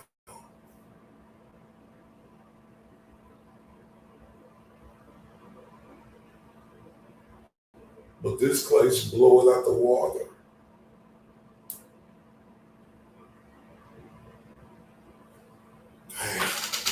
Let's continue, y'all. I'm sorry. We're on crime scene. Let's talk about that. In this case, was there a concerted effort by the law enforcement community to maintain some confidentiality with regard to that crime scene? I don't think there was any, whatever words you used. I mean, there's just an understanding as a state police investigator. You don't talk about your investigations with the public or anything like that. There was no, for lack of a better term, gag order put on them at all until later. You're talking about just the crime scene? Yeah. People that were at the crime scene? No. Not to my knowledge. In my experience, and you can correct me if I'm wrong, in dealing with crime scenes, it's pretty important to try to maintain some privacy with what happened at a particular scene, at least for a period of time early in the investigations, right? Yes. The way I understand it, one of the ways to test the veracity of evidence, and people may be making confessions and things, is to determine whether or not they had intimate details about crime scenes. Absolutely. And I get the impression in this case that that was pretty important, not to just go out among the townfolk and start telling everybody what happened. That is correct, yes, because you were wanting to make sure that if there was evidence that came later, or individuals that maybe acknowledged some participation in this crime, what they were telling you was authentic and accurate, right? We call it protecting the integrity of the case. Okay, there was an effort, that's a leading question, but there was an effort to protect the integrity of this particular case. Not specifically, it's just that as a detective, CSIs, we know how important that is. Did you share? It's just knowledge. I should let you finish. Go ahead. It's just knowledge that we don't share intimate details of a crime scene with anybody. What about the family? No, has that ever been done? Not to my knowledge. I've never shared any intimate knowledge of the crime scene, how it was located. I know that some of that information was leaked out by, I believe, search member parties. Was that also part of your investigation? What? Leaked information, in other words, kind of an investigation within your investigation to figure out who was leaking information. Yeah, we had detectives looking to see who was leaking information. Yes. What prompted you to look into that? Probably social media and things that were getting released on social media and podcasts. We were trying to figure out who was giving that information. Can you give me an example of that? I'm trying to kind of follow along with you here. I'm thinking more Billy Smith down at the bar talking about things. You're like, wait a minute, he should know that. Right? Talk to me about social media.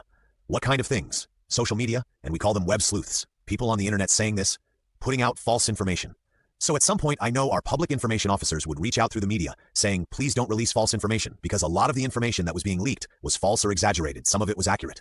I don't recall specific details of what was released to them, but that was later on in the investigation where we were battling with the podcasters, social media, and also just general, like you said, Billy Smith down at the bar. But it's intensified now with social media because they can put anything on the internet. As you sit here today, can you recall anything specific, any specific information from the crime scene that you were involved with that you followed up with? No. Is there anything that you have knowledge of in terms of this type of information that made you say, hey, we need to look into this? If you were kind of prioritizing, I get the impression there were a lot of podcasters talking about a lot of things, right? I can't think of any specific details, just general information being released. Like you said, it's frustrating to investigators because we want to be able to protect the integrity of the investigation. When we do hear something, either a confession or somebody heard someone say something incriminating, then we want to be able to know that they didn't get it off the internet. Did you do a good job as a unit in maintaining the integrity of the scene in this case? I believe so, yes. Do you believe that there were any material breaches of that integrity, scene integrity? Once we secured the scene, no. Did you ever talk to anyone that was on either one of these search committees about this problem? That, hey, there's material floating around out here that is of concern to us. Were you responsible for? No, I was not. Did any of your team ever do that? Yes.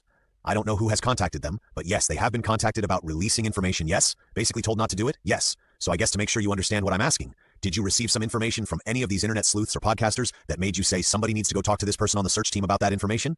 Yes, we did. Okay.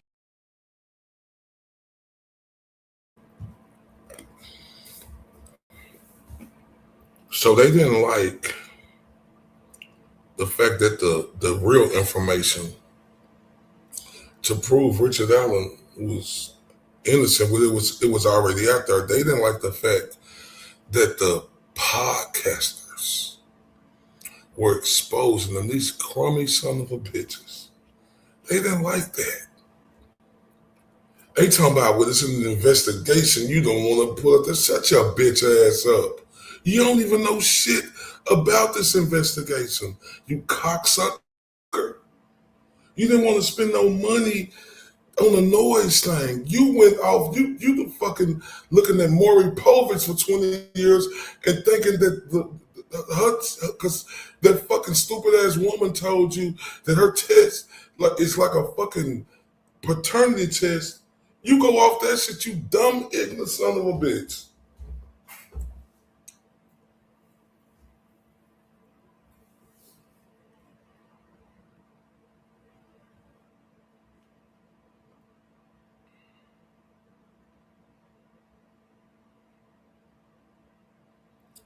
Damn, I think did I miss some? Oh, I think I didn't play some parts, y'all. My bad. I went past something. My bad, y'all. I think I did. It's a good place to take a break? Or are you going to? What? Is this a good place to take a break? That's fine. I realize I overlooked a couple of questions about social media before we get onto computers here. Have you discovered any social media related? No. Let's talk about the surveillance video, okay? I commented on this yesterday. There's a lot of surveillance video in this case, right? I mean, thousands of hours of video? Yes. And you're generally familiar with the locations where a lot of that video came from? Circumstances? Somewhat familiar? Yes. Was there any surveillance video that was collected in this case that connected Richard Allen to that particular crime scene? Yes. Tell me what it was. Who's your harvestor? There's a video of a vehicle matching the vehicle that he owned, matching the description of a vehicle that he owned.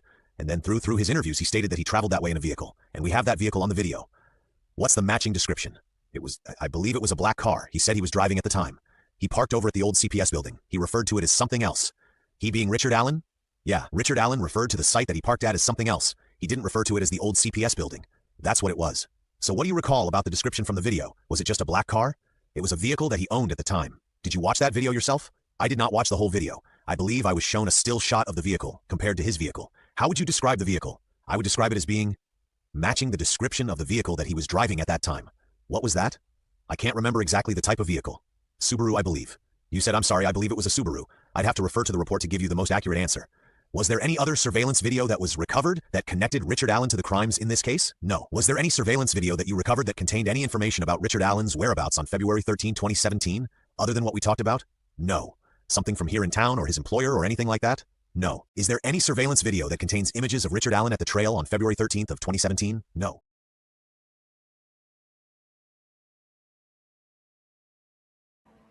No. Surveillance. No.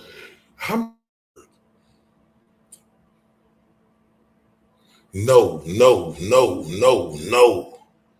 No surveillance? Man, what the fuck am I watching? And this is just part one. What the fuck am I watching, y'all? And Helen said, I'm definitely not a therapist, but those images tell me that man needs a deep mental analysis. Ain't that the truth? No surveillance. Nothing. Man.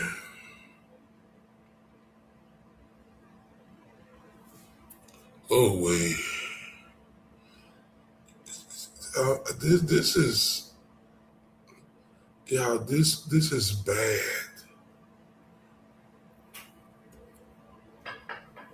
And I'm not gaslight. This is bad.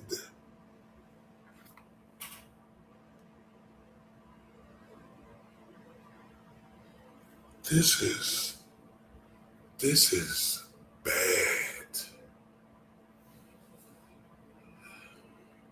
Social media, nope. Whatever they said, nope. Surveillance, nope.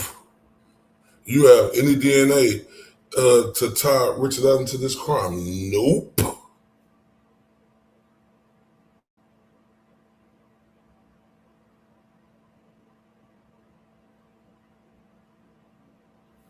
Oh wee. Oh wee. That's why I tell y'all, man. One thing about all this other just nonsense that's going on, I don't give a fuck about that shit. Because I think about what Richard Allen going through.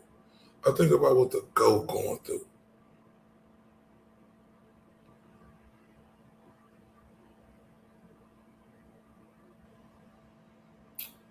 When I get an attitude or something, I think about what they going through, and my attitude go away. This shit has changed me. And I'm a great person, but I just feel like this shit done really changed me.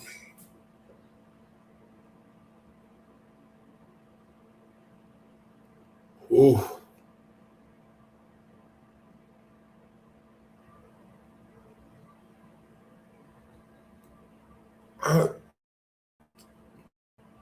I'm just in the biggest disbelief, right?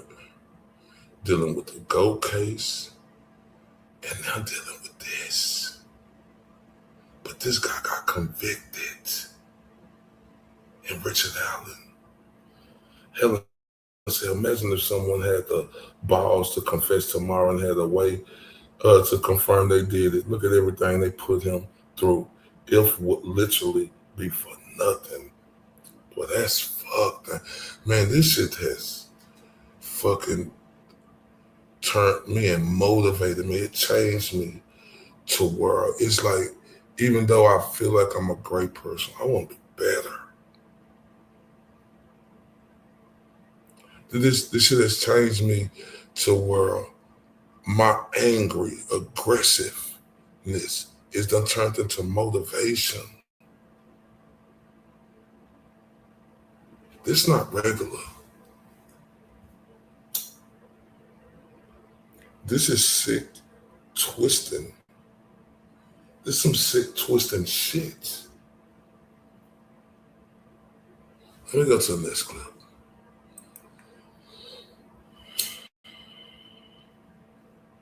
I'm over it. Let's talk about what I've titled here as hate crimes. Okay, that's kind of my general description. Did any part of your investigation focus on the possibility that these deaths could have resulted from a hate crime? Yes. Of some sort? Yes. Tell me what the focus was. The focus was how the bodies were found, and that they had sticks laid on top of them. And I forget the exact investigator that brought up a term called Odinism. So we, Sergeant Steve Buckley, reached out to a professor at Purdue that actually was out of the country at the time, and we did not release the photos, but we released a sketch of the sticks, how they were laid, and some other information. That Purdue professor, I can't remember his name, said that it was not Odinism or any type of cult worshipping or any type of group that would have conducted the crime. And then also we reached out to a private company that sent two people, a retired Pennsylvania state trooper and a retired psychologist or psychiatrist. I can't remember which. It might be both. I don't know. I can't remember their names. I know the retired trooper was Pasapoli, and they teach classes for a group on crime scene analysis and hate crimes. They were up here for a week, and they reviewed the data as well and said it was not a hate crime. The FBI's looked at it. I don't remember if they determined one way or the other. We also had the U.S. Marshals Behavioral Analysis Unit look at it, and she said it was not anything related to a hate crime, and her term was it was an undoing. Laid the sticks, not to touch the body, put another stick over to block the wounds that Richard Allen created on the girls. It was called an undoing. There were no signs of any type of hate crime. Those are the experts who told us it was not. You see this lying cocksucker piece of shit? Helen say, seeing much major problems go on in this world and not being able to snap my fingers and fix it all definitely keeps me up at night. You see me? It's like I got insomnia with this shit. Like as I get deeper and deeper and deeper, like I got insomnia with this shit.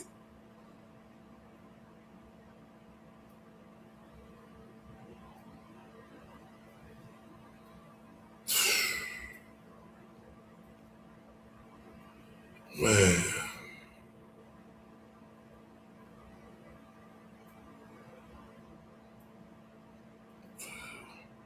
The fuck did he just say? Let's talk about what I've titled here as hate crimes. Okay, that's kind of my general description. Did any part of your investigation focus on the possibility that these deaths could have resulted from a hate?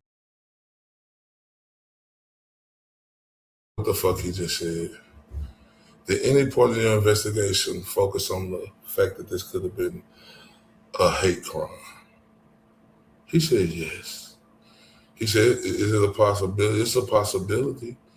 He said, but the Purdue professor, you lying piece of shit. You tried to keep the Purdue professor away until Attorney Baldwin put out that Frank motion on your dumb ass. He was telling you, you need to go look elsewhere, bitch.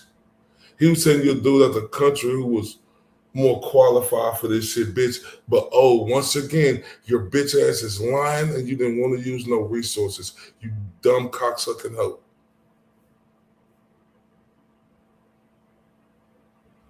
Oh, wait. Let's continue. Told us it was not. So let's talk about the Purdue professor. What's his or her name?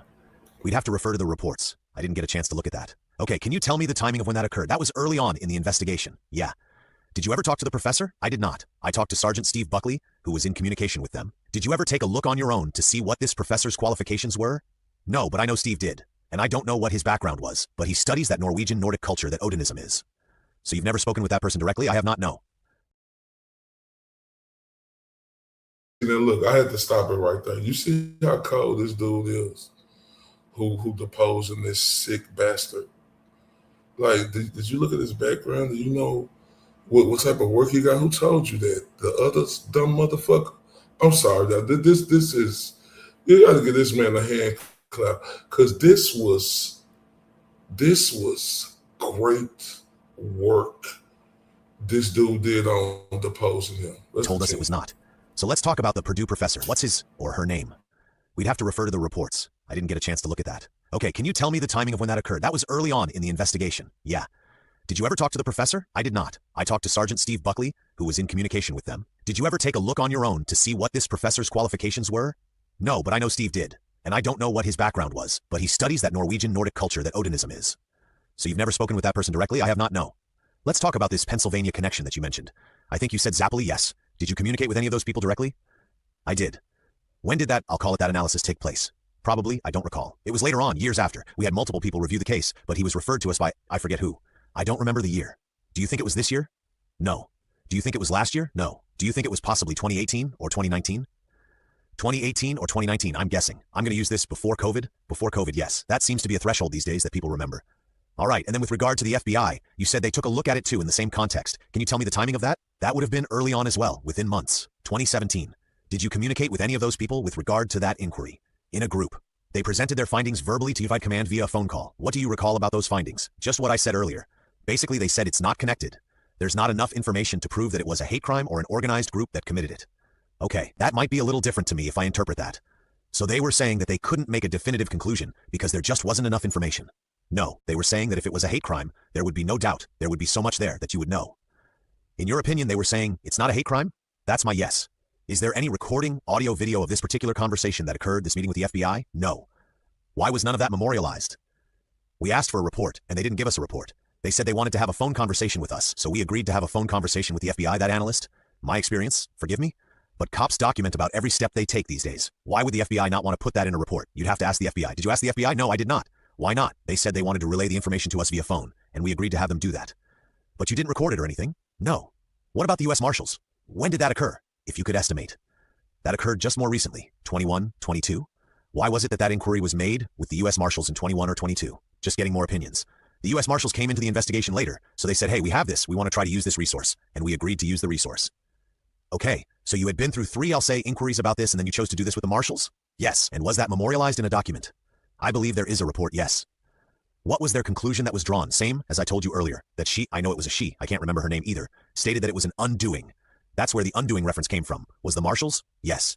And that's the term you recall them using, or her using? Yes. Were any of these particular inquiries driven by anything above and beyond what you saw at the crime scene, like the sticks and all that? No. Were there any tips or anyone assisting with this investigation that suggested there might be some kind of hate crime or extremist group involved? So that's kind of a two-part question. You want me to answer it? Let me break it down for you and make it a better question. Did you receive any tips during the investigation that suggested that this crime was carried out by a hate group? I'm using that phrase really broadly, right? I understand your question. No, I don't believe there were tips initially until maybe some later on, but there's no tips received. I'm talking about during the whole investigation, specifically being a hate crime. I don't recall. What about a crime motivated by some extremist group rather than some random act, right? Like a cult? Yeah. No, I don't recall any tips. Was there any other information generated maybe by the officers in the investigation that suggested that this was carried out by some extremist group, aside from the things we talked about at the crime scene? No. The sticks, that's the only reason why anybody would have followed up on that, because of how the crime scene was, yes. So any kind of inquiry that you made to Purdue, to the FBI, to the Marshals, to the Pennsylvania law enforcement authorities, was all generated by law enforcement means?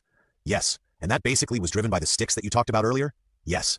Any other circumstances at the crime scene that drove law enforcement to inquire about any of that? Not to my knowledge. Be more specific? I might be able to answer that question you're asking. Well, the wounds on the girls, the location of the bodies, anything at all that was part of the material part of the crime scene? No. That drove those suspicions? No.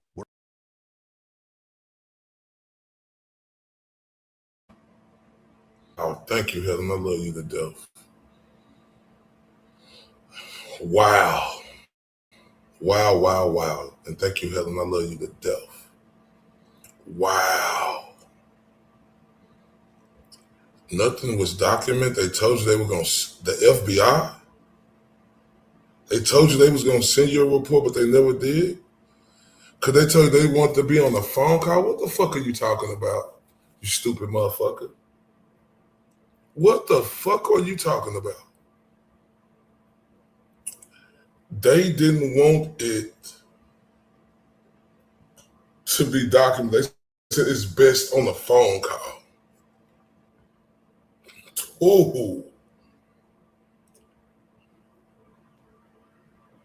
And when was that? He said it was 17 or 18.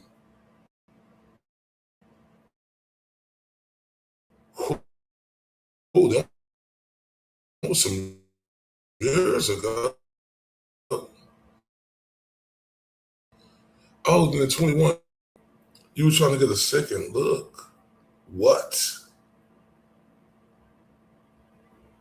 No, bitch. You was trying to fucking railroad this dude. That's what the fuck you was doing. You was just trying to get a fucking conviction.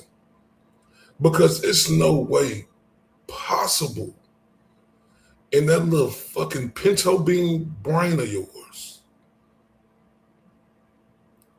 that you think you sound like you know what the fuck you talking about.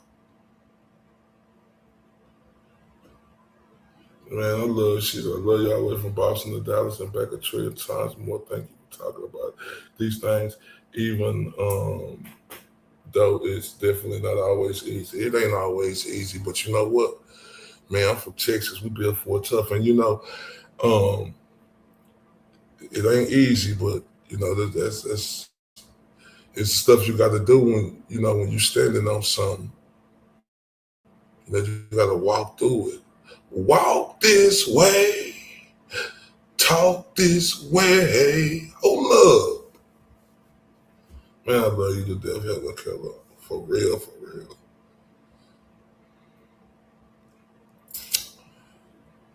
The FBI, they told your bitch ass that they want to just talk on the phone, no documents. So have y'all noticed this shit? Have y'all noticed? No documents on nothing. Not a titi, Nathaniel. There's no documents nowhere.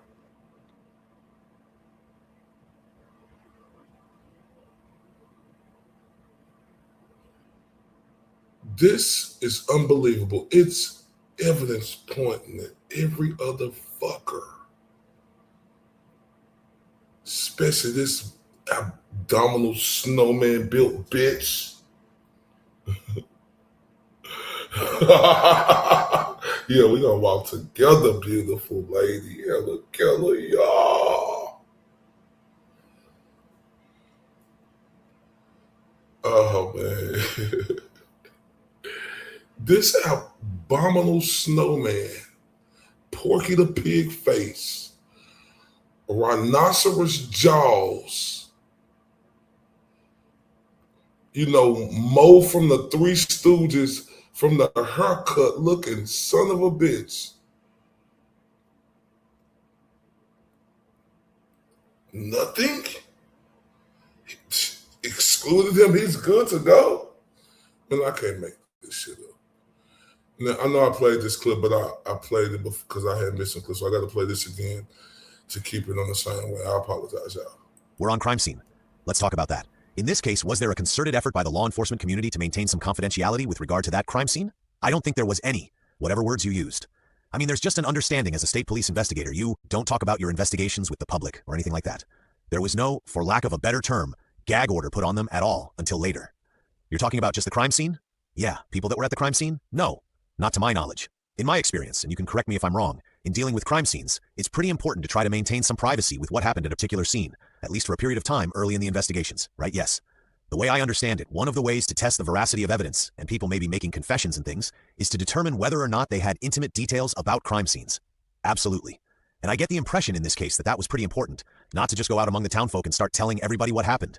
That is correct, yes, because you were wanting to make sure that if there was evidence that came later, or individuals that maybe acknowledged some participation in this crime, what they were telling you was authentic and accurate, right? We call it protecting the integrity of the case. Okay, there was an effort, that's a leading question, but there was an effort to protect the integrity of this particular case. Not specifically, it's just that as a detective, CSIs, we know how important that is. Did you share? It's just knowledge. I should let you finish. Go ahead. It's just knowledge that we don't share intimate details of a crime scene with anybody. What about the family? No, has that ever been done? Not to my knowledge. I've never shared any intimate knowledge of the crime scene, how it was located. I know that some of that information was leaked out by, I believe, search member party.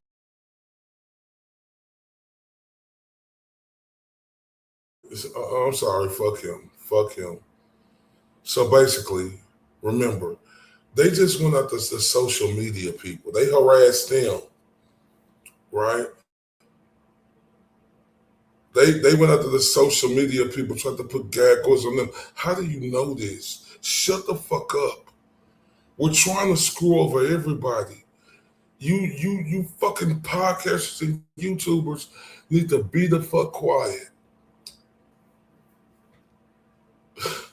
Man, go suck a buffalo's butt, you piece of shit. Man, this is the craziest shit I've seen. Let me go to the next clip. We did. Okay, can you tell me what you recall about that? I believe one of the search members had released some information about the crime scene, how the girls were found. I don't know the details, and someone from the team went and talked to them. I don't know who it was. Do you know who the search member was? I believe it was DJ Erskines. DJ Erskines. E-R-S-K-E-S. Tell me everything you remember about that circumstance. Basically what I just told you. I don't know the circumstances. I just know that he had released some information and it got out to web sleuths and podcasters. And then we talked to him. Somebody on our team talked to him and said, shut your mouth. Please withhold that information to help us investigate it. Do you know if this information was in some type of tangible form, or if he was just telling people stuff? I don't recall. But there is a law enforcement official, a police officer, presumably somewhere, that dealt with this. Yes, you just don't know who it is? That is correct. Do you believe sex played a role in this particular crime? I believe it was, potentially sexually motivated. I don't believe there's any, or the evidence leads me to believe there was not any sexual misconduct with the girls. Okay, that there was no touching, so to speak, or anything like that. Could have been touching. There's no signs of sexual activity with the girls. When did you first become aware of Richard Allen being connected with information? I don't recall the exact date, but it would have been in end of 2022. And how did you come across that information? Tony Liggett called me and said that I knew that we were going back and looking at certain documentation to make sure we've done it multiple times. And he had called me one evening saying, hey, we found some information. Does the name Richard Allen ring a bell? And I said, no, not off the top of my head. And then he told me about the information that they found. Okay. When he told you that, was it your impression that there had been some work already done, kind of from a law enforcement standpoint, to connect? Yes. Richard Allen with the scene? Yes. More than just saying, hey, we've got a report that there was a guy that talked to one of our officers. Not much more, yeah. You okay? Oh, wow. Oh, wow.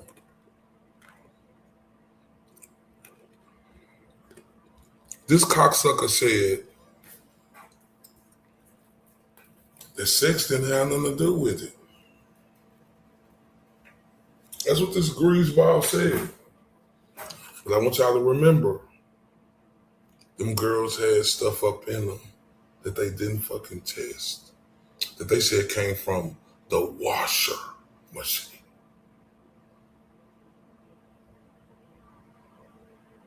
But that wasn't involved.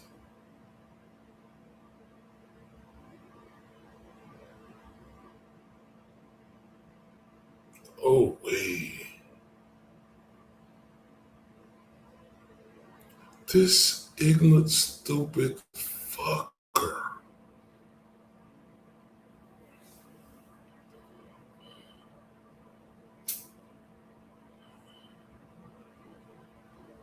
I can't believe this shit. I'm so serious when I say I cannot believe this shit.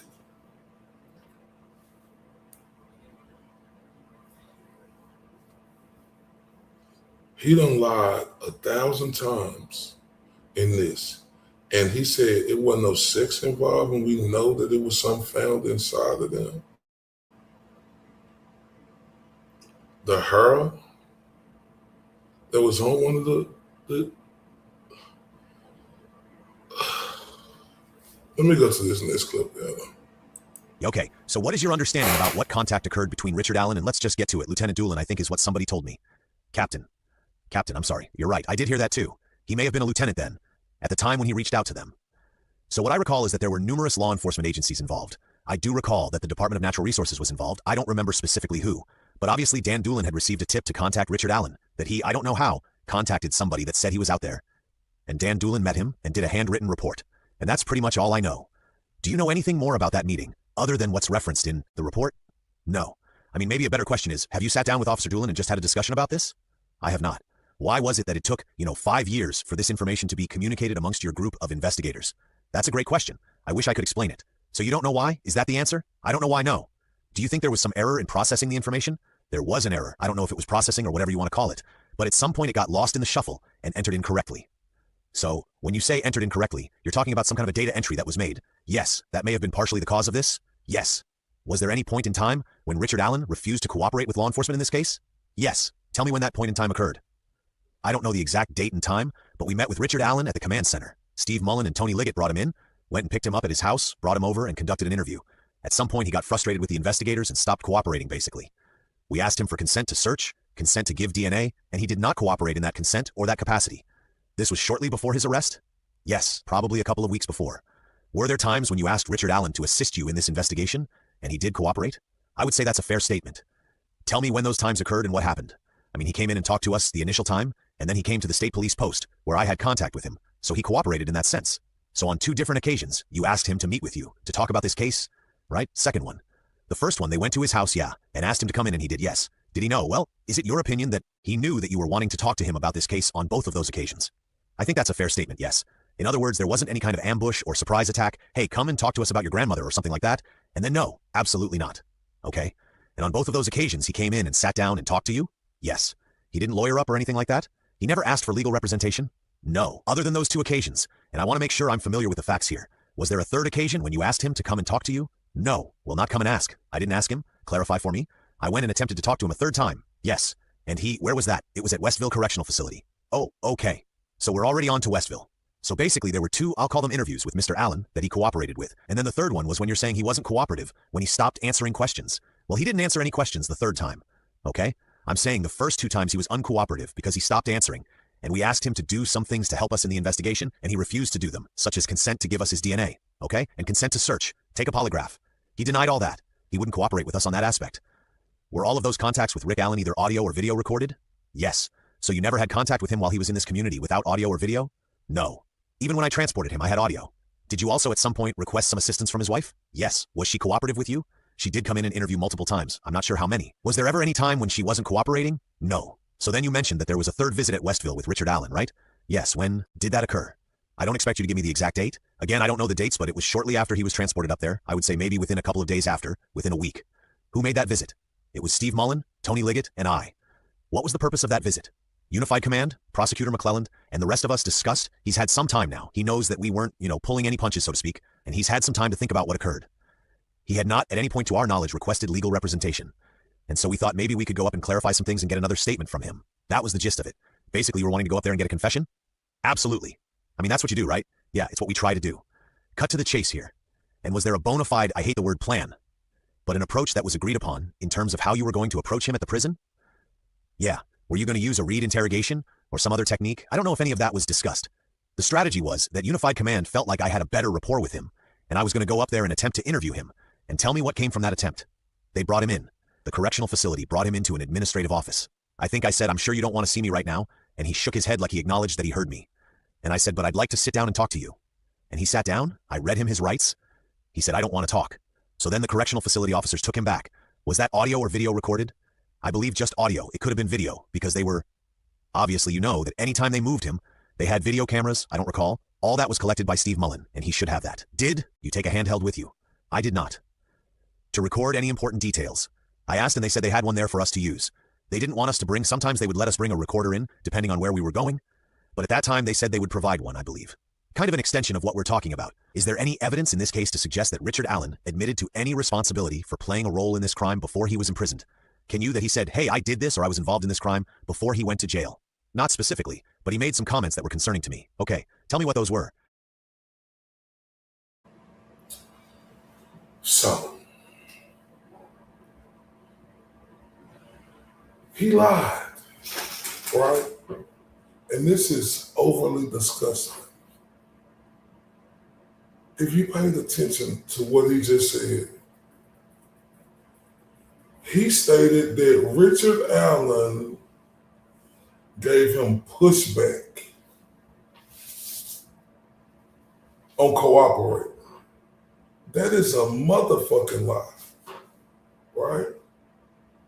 Because the dude who deposed him brought him back to him. So when you came to Richard Allen's house, he came to the office, right? There was another time he came in, right? And his wife, she was cooperative, right? Yeah. He said, yeah, to all of them. Right?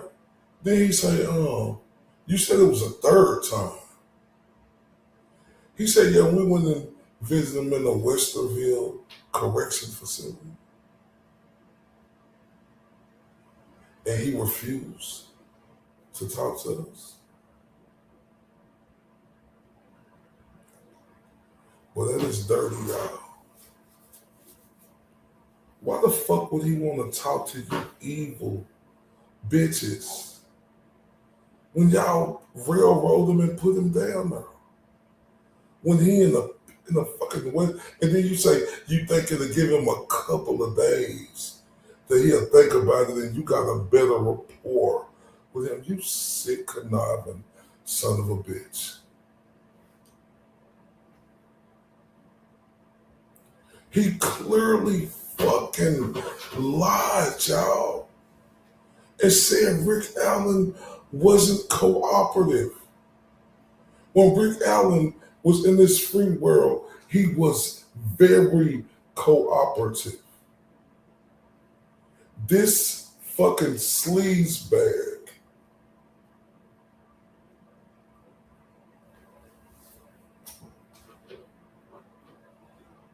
he is dangerous. This sleazebag, after railroading Richard Allen, this bitch got promoted to be over all the stuff there. This cocksucker lied and said Richard Allen was uncooperative. No, bitch. Patrick Westphal, the fucking dickhead, then Elvis, and that fucking butterbean faced Johnny, this fucking Keegan motherfucker, They was uncooperative. They had all the fingers pointing at them. And on like one of the lives I heard earlier, right?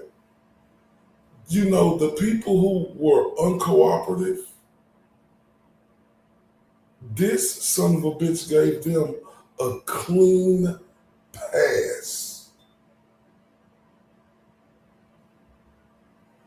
Richard Allen, who was cooperative, both times while he was in this free world, they railroaded the fuck out of him. Ladies and gentlemen, this is the worst shit I done seen.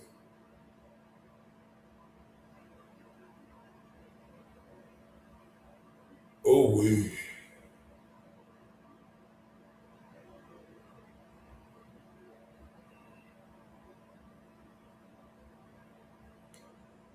I'm fucking speechless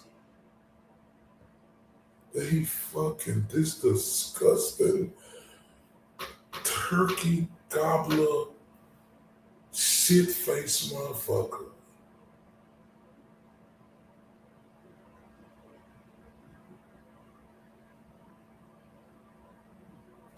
said that he was uncooperative.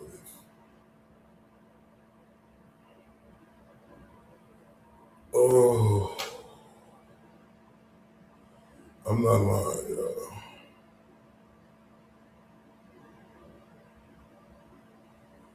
This shit hurt and this shit is bad.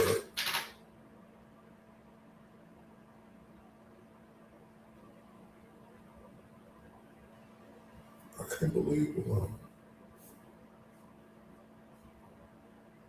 hearing. I can't believe what the evidence I'm seeing. I am in total disbelief, like I'm dreaming right now. But this ain't no dream. This is reality.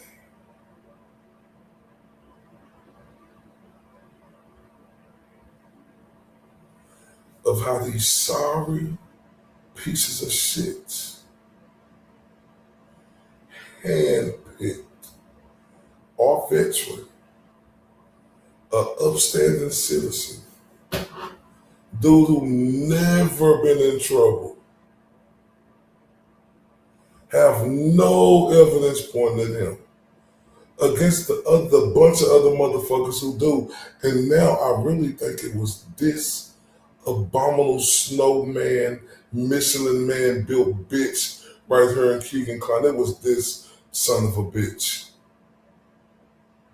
The shots dude who had the fictitious Facebook account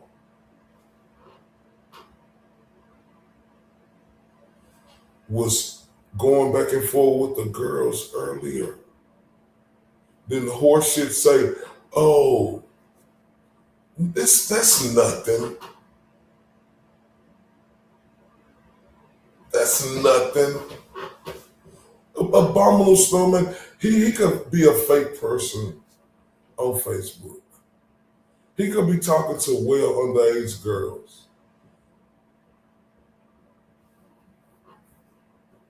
It's not coincidental that they was happy. And then they say, out of all of that evidence pointed at him, we're going to pin it on Richard Allen.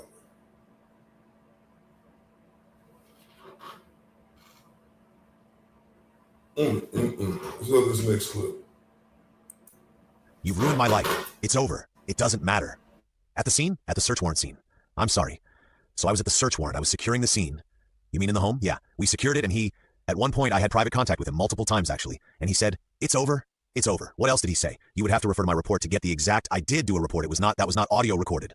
Okay, so he didn't specifically say anything in detail about the crime scene or what had happened. No, just concerning comments that innocent people don't normally make. Okay, was he under any stress at that time? And I'm sorry, I forgot about that. This is the most damaging part that I forgot. in the last. They don't record nothing. He say he didn't bring a handheld because the prison said they was gonna get him one. Didn't want to make an excuse, say they recorded. Shut your bitch ass up.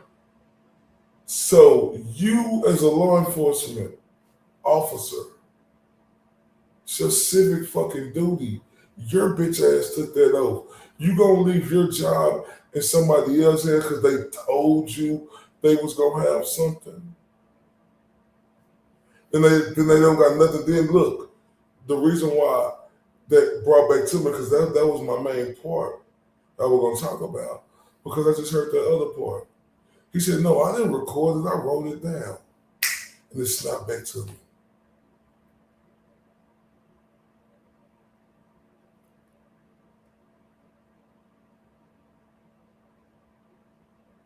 He, like, who believes that? He said, because they said they was going to provide one. What?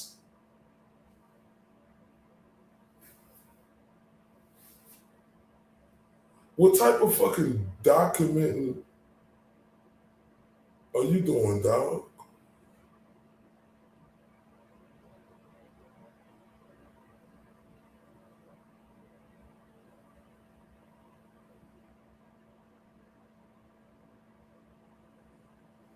Oh, we. So everything that's important, we already know. Nope. Didn't do that. Nope. Didn't go to the crime scene. Nope. 2 inches there don't mean nothing. Nope. I didn't think Clegan Klein or the rest of them bastards had nothing to do with it. Nope. I pointed at Richard Allen with absolutely zero fucking evidence. That's what the fuck he did. Oh, we all right, my bad. Let me go this quick. You've ruined my life. It's over. It doesn't matter. At the scene? At the search warrant scene. I'm sorry. So I was at the search warrant. I was securing the scene. You mean in the home? Yeah. We secured it and at one point I had private contact with him multiple times actually. And he said, it's over. It's over. What else did he say? You would have to refer to my report to get the exact, I did do a report. That was not audio recorded. Okay. So he didn't specifically say anything in detail about the crime scene or what had happened. No, just concerning comments that innocent people don't normally make. Okay. Was he under any stress at that time? Probably a little bit of stress. Yeah, I would say. Why was he under a little bit of stress? Police were searching the house that he killed 2 girls and probably stressing out that we're going to find evidence to prove that. Okay. Maybe more than a little bit of stress, right? He was smoking a lot of cigarettes. Is there any information or evidence to suggest that he admitted to any of these crimes while he was incarcerated here in Delphi? Not to my knowledge. Same question about White County Jail? Not to my knowledge. Then when we get to Westville, we're familiar with the phone calls. I don't want to get into the specific dates and times, but when generally do you believe it was that Richard Allen made any incriminating statements at Westville? Just give me a general time frame. Obviously, I'm going to say I'd have to look at my report, sure, to get the accurate time, but it was probably March, April, May. So how did those come to your attention? Since he was incarcerated, we were monitoring his communication, other than with his attorneys. Obviously, we can't do that. But we have access for his phone calls, and they're recorded, and they say on there that they're recorded. So from day one, we were listening to his communications with anyone, mostly just his wife, occasionally his mother and father or stepfather, actually. Are you aware that they were actually monitoring his communications with his lawyers at one time, too? I was never told that, just from what you said. You learned that later? During the last hearing, that's what you said they were doing. Did you ever call and see if that was true? No. Do you have any reason to disbelieve what I said? I have no reason to disbelieve. You, no. So did you have some kind of, what was the process by which you were monitoring the phone calls? I personally was not. I have access to it, but I'm pretty busy, so we had detectives assigned to do that. It would be Dave Vito and Brian Harshman, and then they would report any significant communication, anything significant to the case. They would not listen to it every day. But, again, they're busy too, so they would listen to it very frequently. So he probably made that statement a couple of days, the initial statement, a couple of days before we were able to monitor and hear him. So, basically you had a couple of officers that were receiving these audio recordings, I assume from Westville, right? We have access to the company. Oh yeah, we have access. We just go on there and it's on the computer. We have access to, what's the name of that company? I knew you were going to ask me that. You don't know? There's different ones. Cass County uses a different one. White County uses a different one. Doxy uses a different one. I don't know what the company is called. So, basically somebody's logging on a consistent basis and they're listening to the phone calls and reporting what they're hearing? Yes. And were you getting routine updates about what was being heard on those phone calls? I was. And it should all be documented in the case report, which you may not have yet because it's ongoing, fairly new. Yeah. So tell me how that gets documented. In the case report. Yeah, supplemental report. Well, I mean, like every time somebody listens to a phone call, are they saying, I sat down today, I listened to a phone call on April 3rd or whatever, and this is what I heard? Probably not. Like a log, I guess, is what I'm thinking. No, they just do a case report on any significant information to the case. I doubt they're saying in the report that they listened to every single phone call. So for example, if Rick were communicating in a phone call that he hated that place and that he wasn't going to make it, or he couldn't stand to live there anymore, you might document that? That would be documented, absolutely. Oh, it would be? Yeah, okay, good. What wouldn't be documented is him talking to his wife about selling the house. Stuff like that. Tell her he loves her or whatever, right? But if he was talking about something specific about his detention situation, you would document that. More than likely it would be documented. I'd have to look. But yes, where is that case report? Is it in your computer, basically? Yes, it's called RMS, Report Management System, through the state police. So I'm assuming you've listened to some of these recordings. I believe they were from roughly early April of 2023, where he's making incriminating remarks? Yes. Okay. Have you heard any statements where Richard Allen was saying anything with any specificity regarding what happened on February 13, 2017?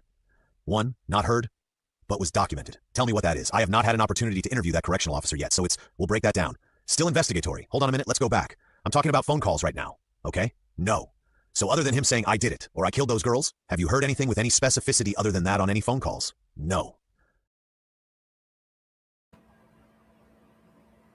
Oh, wow. Oh, wow. No. That's his fucking answer to every major question he can ask is no. And he don't know. And he say his workers are too busy. Man, shut the fuck up. You got 2 little girls that brutally happened to, and you have the audacity to say the people who working are busy, but they listen to it a lot when they can. What the fuck are you talking about?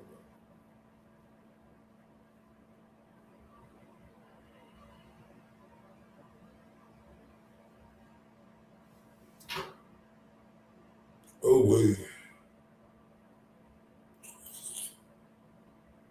Mm, mm, mm.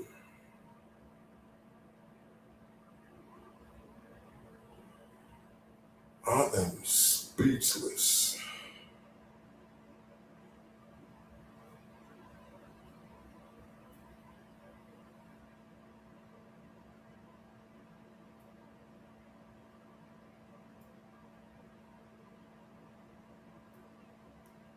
I hope everybody with me.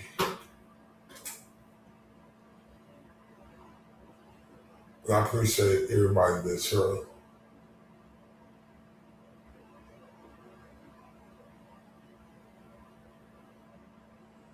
Man, Richard Allen, life matters.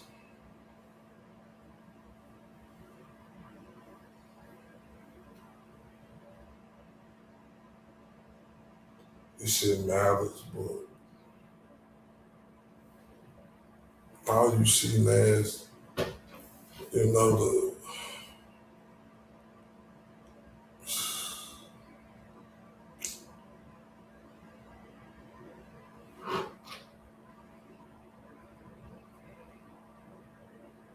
damn, I'm like, Helen, I wish I could just fix everything. I wish I can get more people intrigued with this case.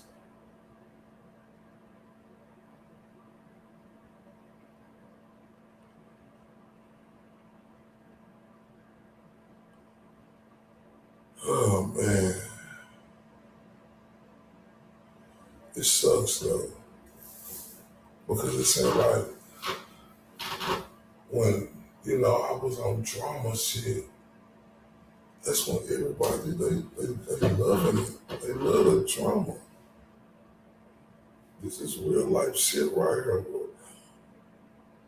And I ain't saying that it didn't. It wasn't necessary, but what about this shit right here too?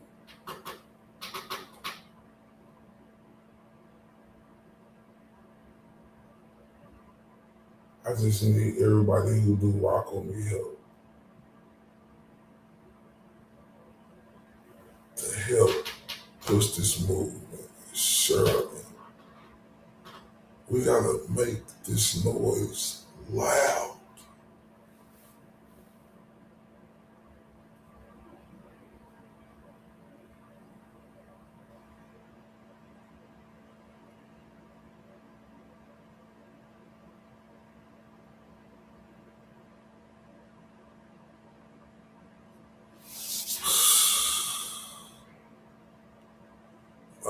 like 2,000 some people following me.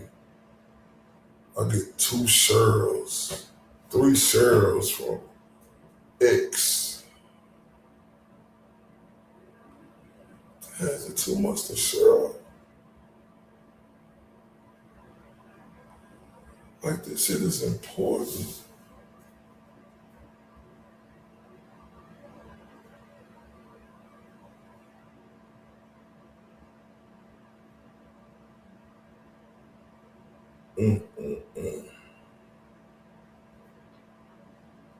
Shit, when I was with that drama every day, boy, couldn't beat them. Sure, everything. What about this real shit?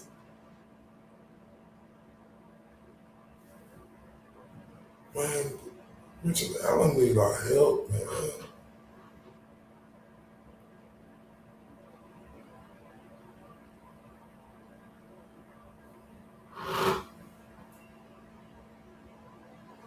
It just make you feel like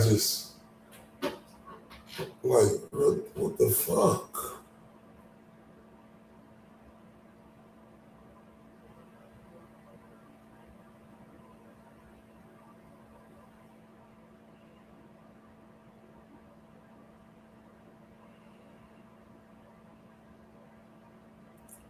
You have people who always speak to you everywhere.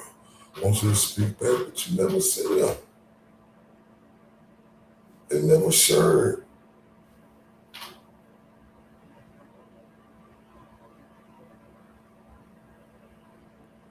And this is a case that should have way more attention on it.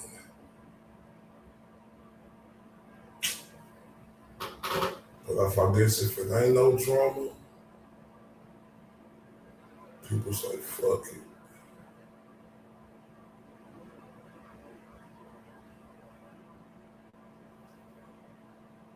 That's why I'm gonna stay focused, cause I ain't with none of that drama. Like, it's real shit out here in the world is going on where people's lives is. Like Richard Allen is.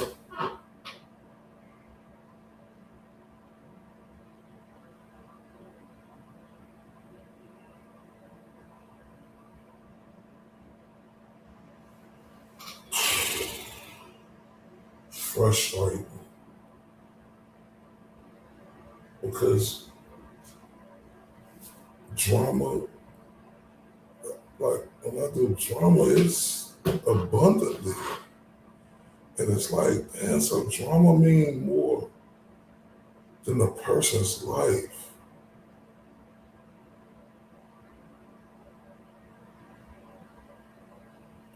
Shit break my heart, man.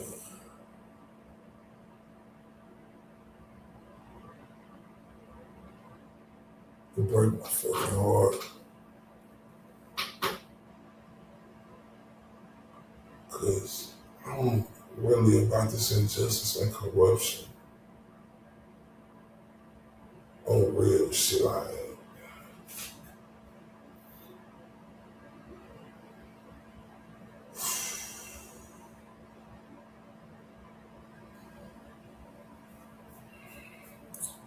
Man, it sucks too because it's like shit, you was made to be the drama protecting the house.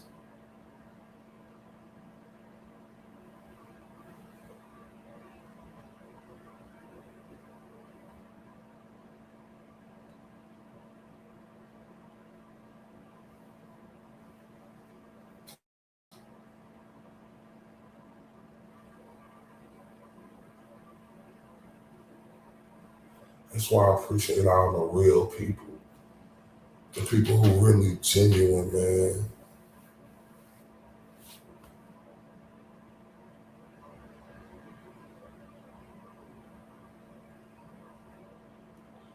I appreciate y'all.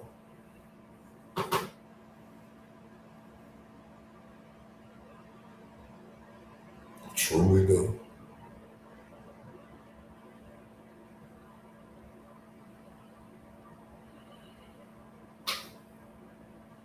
Cause I ain't seen nothing like this. And,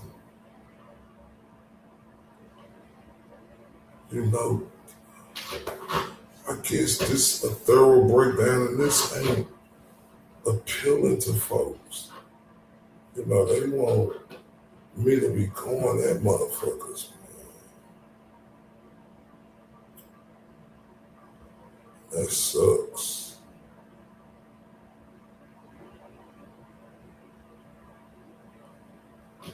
I mean, damn. I just asked the people, you know, on Twitter, can you repost to get this move, to get this word out there? This is important. Can't even get that. I can get a 1,000 fucking reposts on drama shit.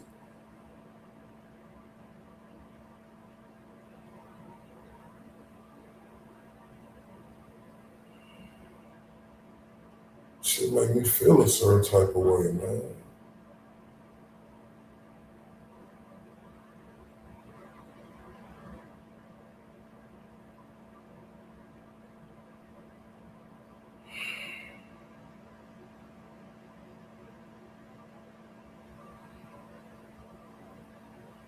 Mm-mm-mm.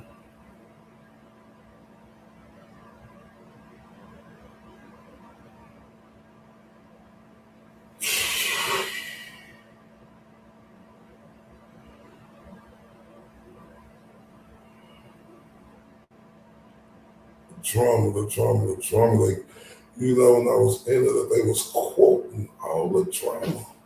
Every word, you know, quote. Richard Allen getting railroaded, quote.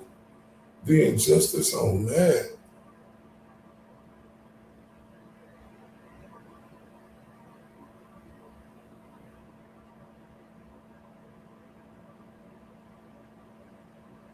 Oh, boy.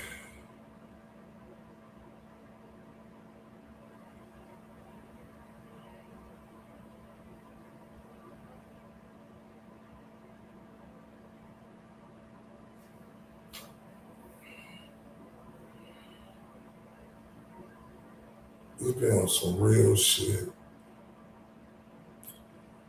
And like, this is a real life situation right here. And people don't give a fuck. They want fucking drama.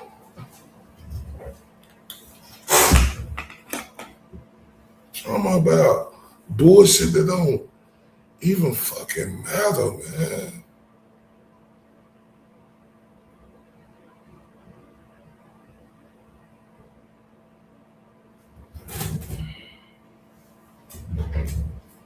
Ain't with no drama no more, man. I'm done with this shit. Yes, I have to. Right?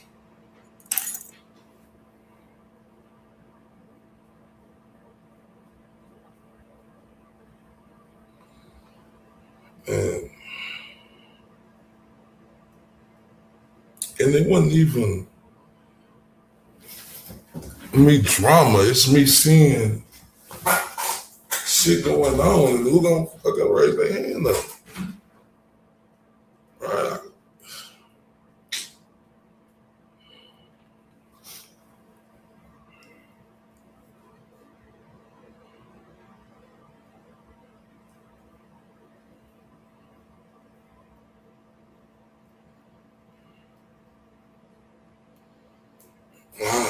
You know?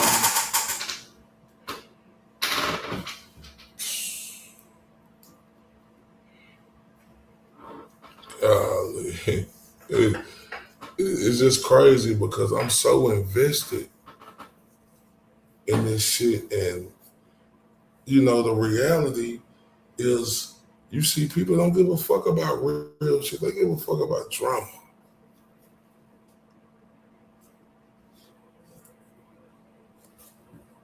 Mm-hmm. Yeah.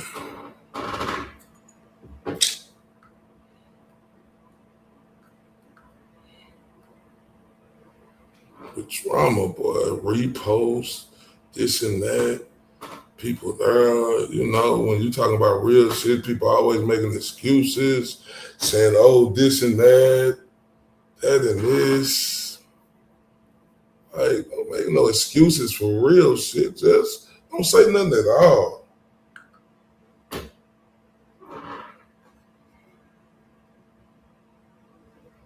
God damn, do y'all understand what this man is fucking going through, man?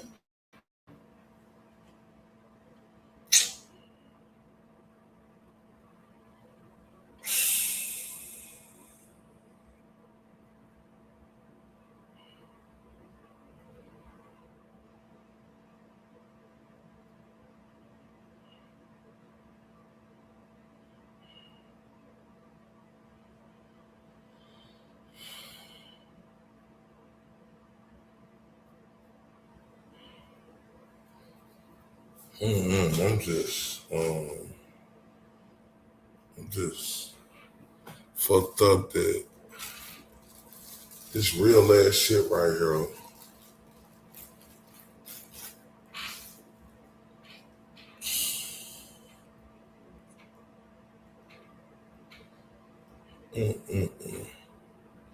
Boy, Forrest Gump said it best. Life is like a box of chocolates. You never know what you're gonna get.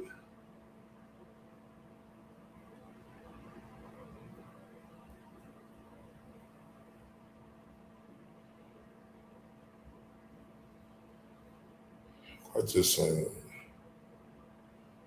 why do I follow people?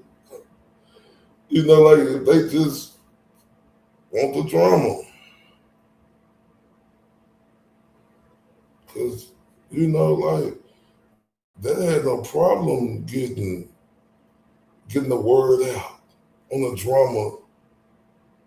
What about getting the word out on reality? It just shows you, like I told y'all, this shit done changed me. Right? It just showed. Like, damn. So if it ain't drama, it's fuck real shit that's going on.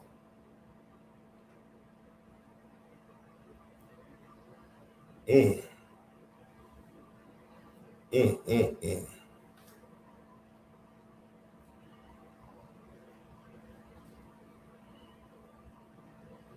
Mm, mm, mm.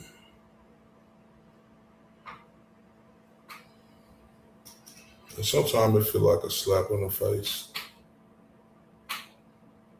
Cause when, you know, it just feel like a slap in the face.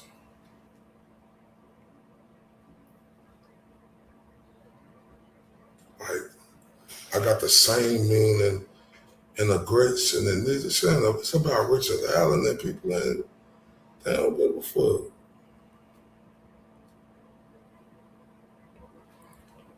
But I'm glad the people that do though.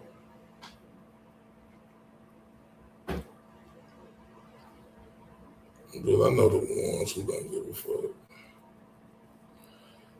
And I ain't even finna continue being fake with these shit.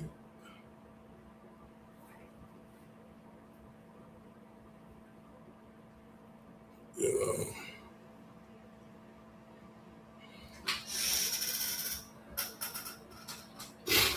Boy, man, I'm trying to message out on some real shit. The fuckery, we supposed to be here for crime and injustice. What is it? Is that what we really? Mm.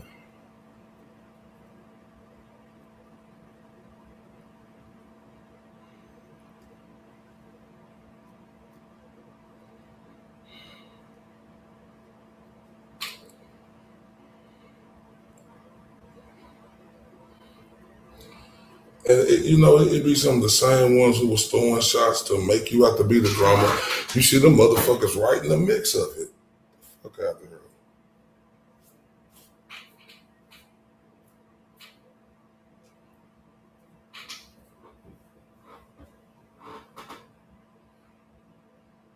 Yeah, just love the joint like it's real shit. I thought this shit was real. Like, I mean, it ain't, even when there were no drummers, I was protecting how they love. They sure they do that on some real. This ain't no real shit. Richard Allen. Oh, it's just a drama. Y'all wanted to curse out in the fucking name column. Shit is ignorant to me, bro.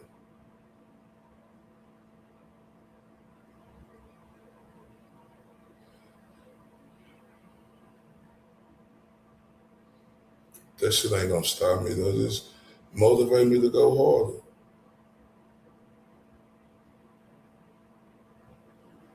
It's like, damn.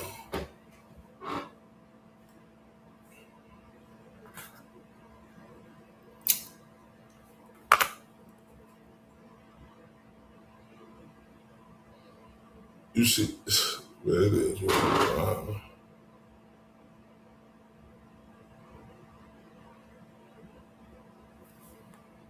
No, I'm talking about, I ain't talking about, I'm talking about drama, bro. Like, man, we trying to free some shit.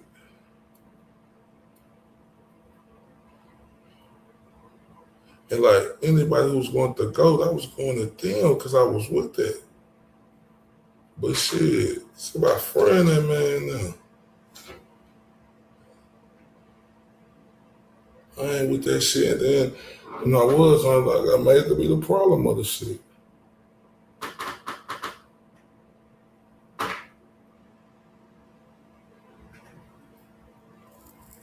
I ain't talking about nobody. I ain't into no drama. I ain't mad at nobody. Unless I got to deal with people, but I ain't mad at nobody. Like whoopie woo, like real talk. Cause I ain't getting in dumb shit when you got Richard Allen, a man getting tortured, wrongly convicted. That's the shit I'm into. The GOAT, facing all these goddamn, that's the shit I'm into.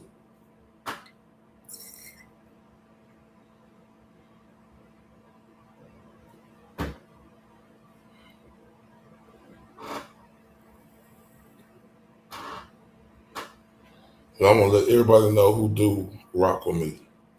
For real, and not fair weather. Who just want the drama. You share the drama, but you won't share the real shit. Crazy work. This has been part one. I'm gonna let y'all know I do love the people who show up. Girl, I wanna let y'all know that. It just, supposed to be fighting, injustice and corruption. I thought like whoop-de-whoop.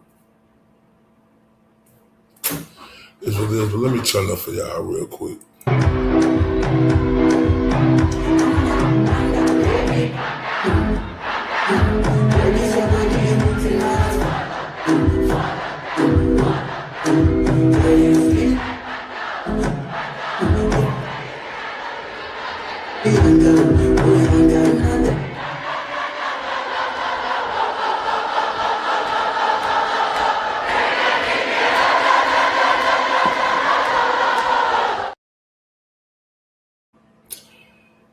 For real, I hope people, like, understand, like, man, this is important. This September the 21st is important.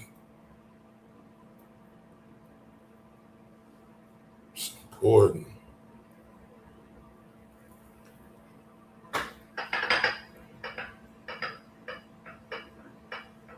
But I appreciate everybody. Love y'all to death. And I'll see y'all soon.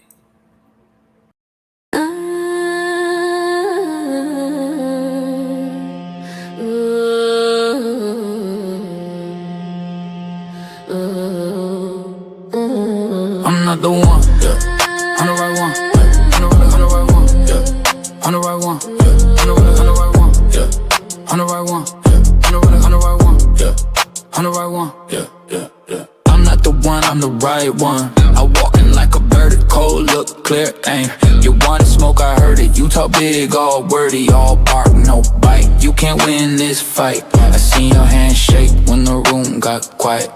I don't need a threat, I bring it, then I write. Yeah, yeah, yeah. Tick, tick, hear that whistle, step too close, get the missile. Blood in my eyes, stealing my jaw. Say my name once, then stand by the law.